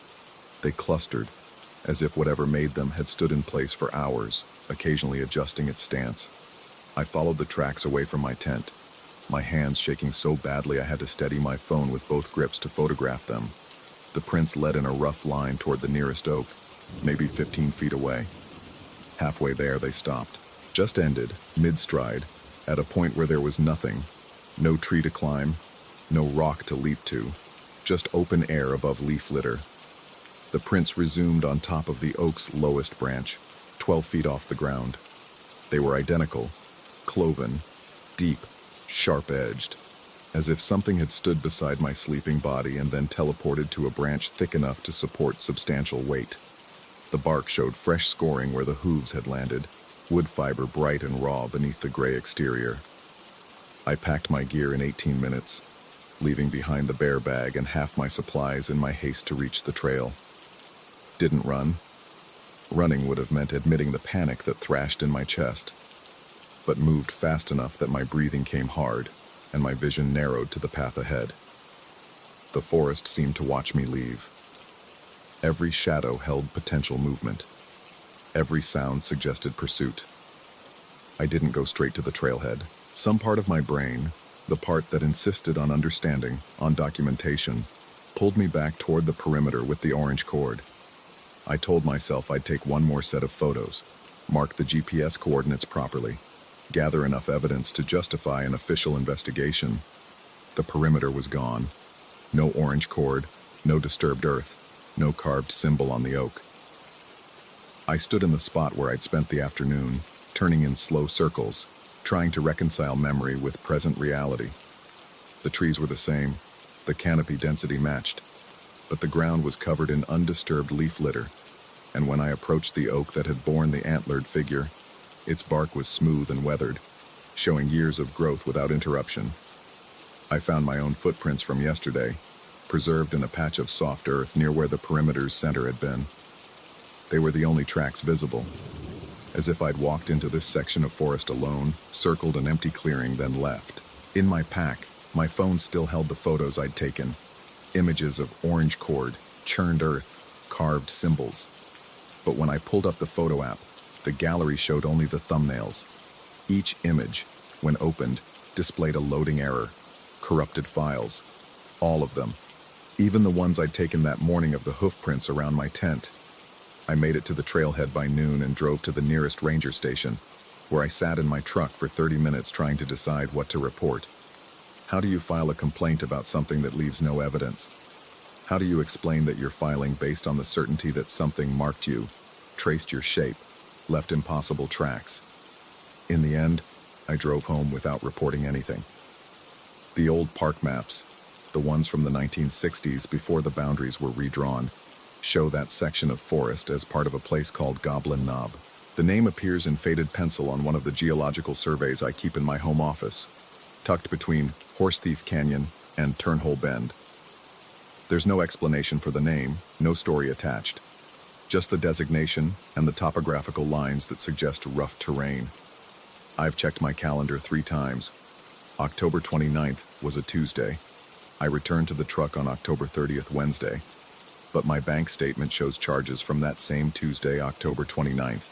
Gas station purchases, a coffee shop transaction, made while I was supposedly camping overnight. The timestamps put me in two places at once. One version buying lunch at a diner 30 miles from the park, another version pitching a tent in the forest. My neighbor mentioned seeing me at my mailbox on Tuesday evening, waved at me, said I looked tired, asked if I was working late again. I wasn't home Tuesday evening. I was in the forest. I'm certain of it, or I'm certain I remember being certain. Last week I found dirt under my fingernails, the same silty, oily dirt from the churned ground inside the perimeter. But I haven't been back to the park, haven't been in any forest. I've checked my GPS history, my truck's mileage, my credit card statements. Everything confirms I've stayed within 20 miles of home. The dirt was there anyway.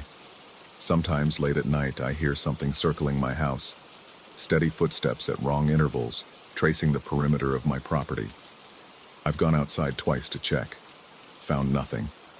But in the morning there are prints in the flower bed, cloven, deep, clustered near my bedroom window as if something stood there for hours, watching, shifting its weight, waiting. I've stopped taking pictures. They never show anything anyway. But I've started marking my skin each morning with a felt-tip pen, 3 dots on my left wrist in a triangle formation. Something simple, impossible to forget. Every night before I sleep, I check the marks, confirm they're still there. In the morning, I check again. Yesterday morning there were 4 dots, still in a triangle, but now there's one in the center. I don't remember adding it. Sometimes I wonder if I ever left that forest at all, or if the version of me that came back is the one someone traced onto the tent fabric. A careful outline, a pattern to follow, a shape that holds the memory of being whole but can never be certain it isn't hollow. The old maps still show Goblin Knob in faded pencil. But I've noticed something new. When I trace the topographical lines with my finger, they seem to shift slightly, as if the terrain itself is uncertain, as if the place is waiting to decide what shape it wants to hold next. I haven't thrown away my camping gear. It's still in my truck. Sometimes I think I will go back. Maybe that'll make sense. Maybe I need to see it in daylight, bring someone else, document it properly this time. But then I notice my truck's mileage has increased overnight, and I can't remember the last time I drove anywhere. And I find dirt under my nails again. And somewhere in the house I hear footsteps circling. Story 14. The paper was yellow at the edges, brittle enough that I feared it would crumble when I unfolded it. My grandfather had kept it in a tin box beneath his workbench, wrapped in oilcloth that smelled of dust and something else. Something organic and faintly sweet, like dried flowers left too long in a closed room. The map showed a section of the main border, hand-drawn with the kind of precision that suggested obsession rather than casual interest. Red arrows marked specific trees along what appeared to be an old survey line, each one numbered in his cramped handwriting. There were no other notes, no explanation. Just those arrows and a date from 1967, 3 years before my father was born. My grandfather had refused to speak about his time in Maine. The family learned not to ask. When he passed last autumn, I'd found myself thinking about that silence more than the man himself, wondering what could make someone seal off an entire chapter of their life so completely that even the mention of pine trees would cause him to leave the room. So I went. Perhaps I needed to understand the shape of his fear, or perhaps I simply needed something to fill the hollow space his death had left. Either way, I found myself driving north in early October with the map on my passenger seat, and a growing sense that I was making a mistake I couldn't yet name. The border region was less remote than I'd expected. Small towns dotted the highway, their gas stations and diners displaying the worn friendliness of places accustomed to hunters and hikers passing through. But as I followed the coordinates I'd plotted from the map, the settlements grew sparser, the roads narrower, until I was navigating dirt tracks that probably hadn't seen maintenance in decades. The forest pressed close on both sides. Paper birches stood like pale sentinels among the darker firs, their bark peeling in strips that reminded me of dead skin. I parked where the track became impassable and continued on foot, using a hunting knife to mark my own arrows on tree trunks. Shallow cuts that wept sap like amber tears. The first of my grandfather's marks took me an hour to find. The tree was ancient, a white pine easily 200 years old, and the arrow carved into its bark had healed into a thick scar that pulled the surrounding wood into puckered ridges. I touched it and felt the tree's warmth beneath my fingers, that slow pulse of life that old growth carries. The arrow pointed deeper into the forest, away from any visible trail. I found the second mark within 20 minutes, then the third. Each arrow led to the next with geometric precision, as if my grandfather had been following some invisible line only he could perceive. The forest changed as I progressed. The birches disappeared entirely, replaced by dense stands of spruce so tightly packed that the ground between them lay in permanent twilight. The air grew thick with the smell of resin and damp earth, and I noticed the silence before I consciously registered what was missing. There were no birds, no insects. The forest had fallen into a hush so complete that my own breathing seemed obscenely loud. I made camp at the sixth arrow, building my fire larger than necessary, and keeping my back to a granite outcrop that rose from the forest floor like a broken tooth. The flames crackled and spat, their light pushing back the darkness to a radius of perhaps 15 feet. Beyond that, the trees stood in perfect blackness. The voice came 2 hours after sunset. "Help me." I was adding wood to the fire when I heard it, a man's voice, middle-aged, carrying that particular quality of desperate politeness that comes from not wanting to startle a stranger. It came from the darkness beyond my fire's reach, somewhere to the left of the granite outcrop. "Hello?" I called back, my voice sounding thin and insufficient. "Are you hurt?" Silence. I waited, my hand finding the knife at my belt, my eyes trying to penetrate the wall of black between the trees. The fire popped, sending up a shower of sparks that died before reaching the branches overhead. "Help me," the voice said again. It was identical. The same tone, the same slight crack on the second word, even the same pause before speaking.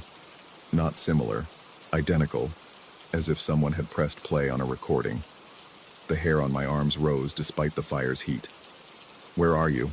I tried to keep my voice steady, rational, the voice of someone helping a lost hiker rather than someone fighting the urge to run. "I can't see you." The silence stretched. I fed the fire higher, piling on branches until the flames reached toward the low-hanging spruce boughs, and the light extended perhaps another 5 feet into the darkness. Nothing moved in that expanded circle. No lost hiker stumbled toward the warmth. No eyes reflected the firelight. "Help me." Closer now, maybe 10 feet beyond the light's edge. And again, exactly the same. Same inflection, same pause, same desperate politeness. A recording, I told myself. Someone was playing a recording. But that explanation felt as thin as paper, as insufficient as my voice had sounded moments before. I didn't answer this time. I sat with my back against the granite, the knife in my hand, and waited. The fire burned. The darkness pressed close, and after perhaps 20 minutes, though time had begun to feel unreliable, I heard the breathing. It sounded like an animal in respiratory distress, each inhale a wet, rattling struggle, each exhale a wheezing gasp. Too large for a deer, an elk, maybe, or a moose with pneumonia. The sound moved laterally to my position, staying just beyond the fire's reach, circling slowly from left to right. But beneath the congested breathing, I caught another smell cutting through the clean scent of burning spruce. The thick, cloying odor of soil that had been turned and left to rot, mixed with something sweeter. Spoiled meat, maybe. Or fungal growth on dead wood. Whatever was out there stopped at the very edge of the light. I could sense it there, a presence that displaced air and occupied space but refused to resolve into a visible form. The breathing continued, labored and mechanical, and I realized with a clarity that felt like cold water down my spine that I was hearing something trying to breathe like an animal, something approximating the sound, without understanding the rhythm. I kept the fire high all night. The breathing stayed with me until dawn, that wet, struggling sound punctuated by long silences that were somehow worse than the noise itself. I didn't hear the voice again. but I felt watched with such intensity that my skin crawled and my muscles ached from maintaining constant vigilance.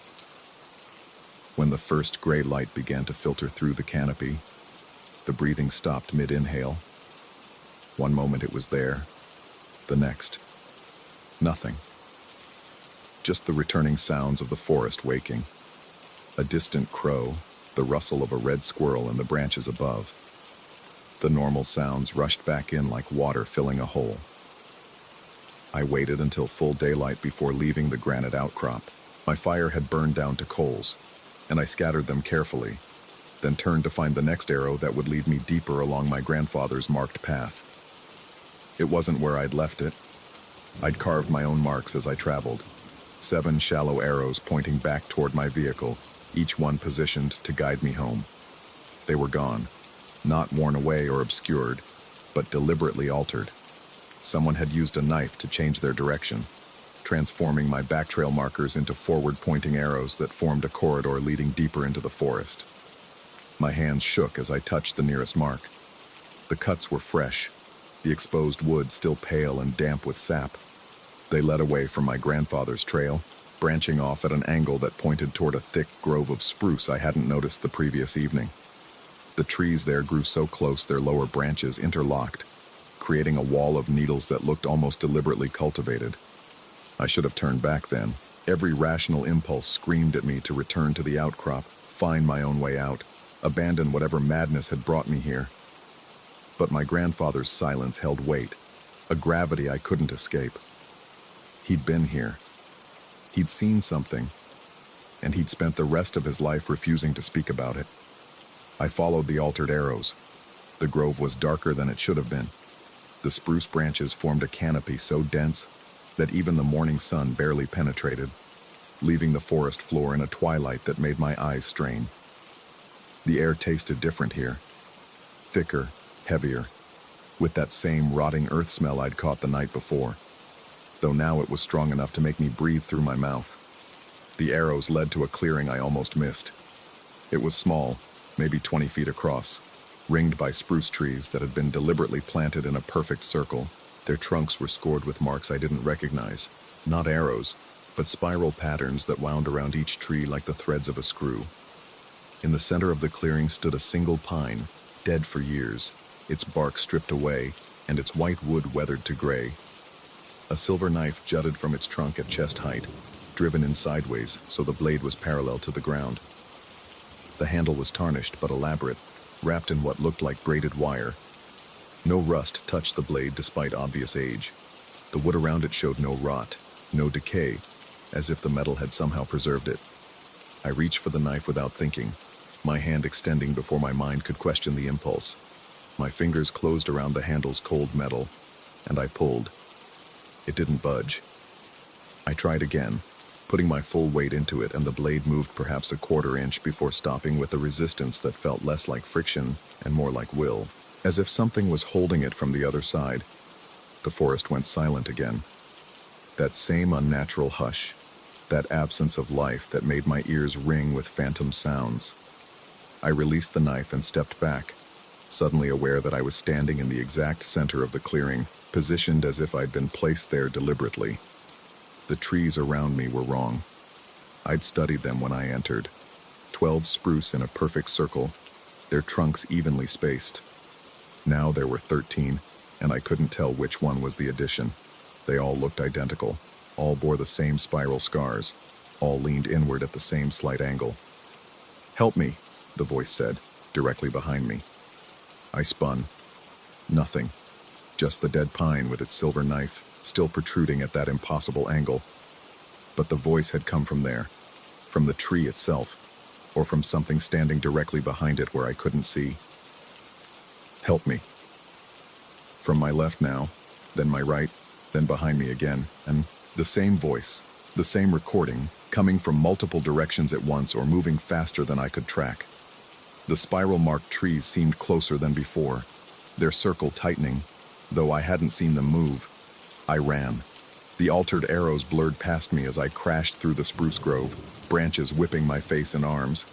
I wasn't following any trail. I simply ran in what felt like the opposite direction from the clearing, From that knife and that voice and those trees that multiplied when I wasn't looking. I should have gotten lost. The forest was dense enough that without marked trails, navigation was impossible. But somehow I found the river, a waterway I hadn't even known was nearby. Its banks lined with smooth stones and its current fast enough to make a constant rushing sound that drowned out the forest's silence. I followed it south. My grandfather's map had shown water somewhere in the region, and water always led somewhere, always provided a route out. I walked for hours, maybe longer, my sense of time as unreliable as my sense of direction. The forest on either side of the river looked normal. Birds called, insects hummed. A deer watched me pass from behind a fallen log. My vehicle was right where I'd left it, though I had no memory of the river passing anywhere near that dirt track. I drove without stopping, my hands cramping on the wheel, my eyes checking the rearview mirror more than the road ahead. I developed the photos 3 weeks later. I'd taken them compulsively during the hike. Documentation, evidence, proof of whatever I'd experienced. Most showed exactly what I remembered. Marked trees, the granite outcrop, the forest in its various stages of wrongness. But the photos from the clearing showed something different. The dead pine was there, weathered and stripped, but there was no knife. The trunk was smooth and unmarked at the exact height where I'd grabbed that silver handle and pulled against resistance that felt like will. I found my grandfather's journal last week, hidden in the same tin box that had held the map. Most entries were mundane: weather observations, geological notes, the careful documentation of a surveyor doing his job. But the final entry, dated 3 days before he'd left Maine forever, consisted of a single sentence in handwriting that had devolved from his usual cramped precision into something shaking and barely legible. I put the knife back, but it's still following me. I haven't been sleeping well. The house settles at night with sounds that could be old wood cooling or could be something else. Footsteps, maybe, or breathing. Yesterday I found mud on my bedroom floor, tracked in from outside, though I clearly remember removing my boots at the door. The prints lead from the window to my bedside, then back to the window, and they're too large to be mine. Sometimes in that space between waking and sleep, I hear a voice. It's polite, patient, maintaining that same desperate courtesy it had in the forest. It never asks for anything specific, never explains what help it needs. It just repeats those 2 words with mechanical precision, the recording playing on a loop, waiting for someone to answer. And the terrible thing, the thing that keeps me awake even when exhaustion demands I sleep, is that I'm starting to recognize the voice. It sounds like my grandfather. It sounds like me. The map is still on my desk. I've tried to throw it away twice, but it keeps appearing back in the tin box, wrapped in oilcloth that smells of earth and something sweet. The arrows are multiplying. New ones appear each time I look, numbered in handwriting that shifts between my grandfather's cramped precision and my own looser script. They're pointing north, always north, forming a trail that leads back toward a border I never should have crossed. Last night, I found myself at my computer, researching property records for that section of Maine. The land where the clearing sits, if it even exists on any official map, belongs to no one. It's marked as disputed territory, a surveying error from the 1800s that created a small pocket of space that technically exists in neither country. A place between places, where boundaries blur and normal rules stop applying. I keep telling myself I won't go back. That whatever my grandfather found in those woods, whatever made him mark those trees and hide that map and live the rest of his life in silence, has nothing to do with me. But the voice is getting louder and clearer, and I can hear it now even during the day, in the sound of wind through branches, in the rush of water from the tap, in the white noise of traffic outside my window. Help me, always the same, always patient, always waiting. And the worst part is that I'm starting to understand what it wants. Not help in any conventional sense, not rescue or relief. It wants company. It wants someone to take their turn standing at the center of that clearing, holding that knife, waiting for the next person to find the map and follow the arrows. My grandfather did his time.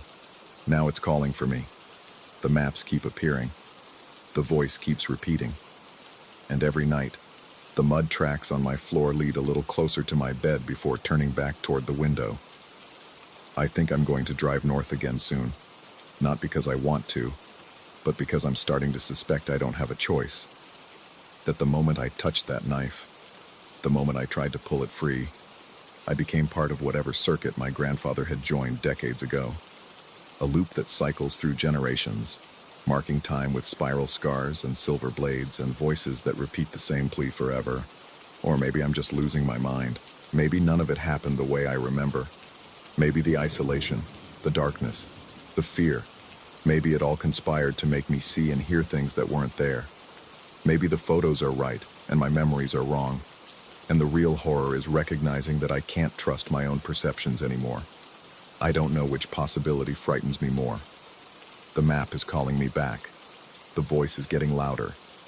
And somewhere in the Maine borderlands, in a clearing that may or may not exist, a silver knife waits in a dead tree, holding something between worlds, keeping something contained, or releasing it, one visitor at a time. I'll find out soon enough.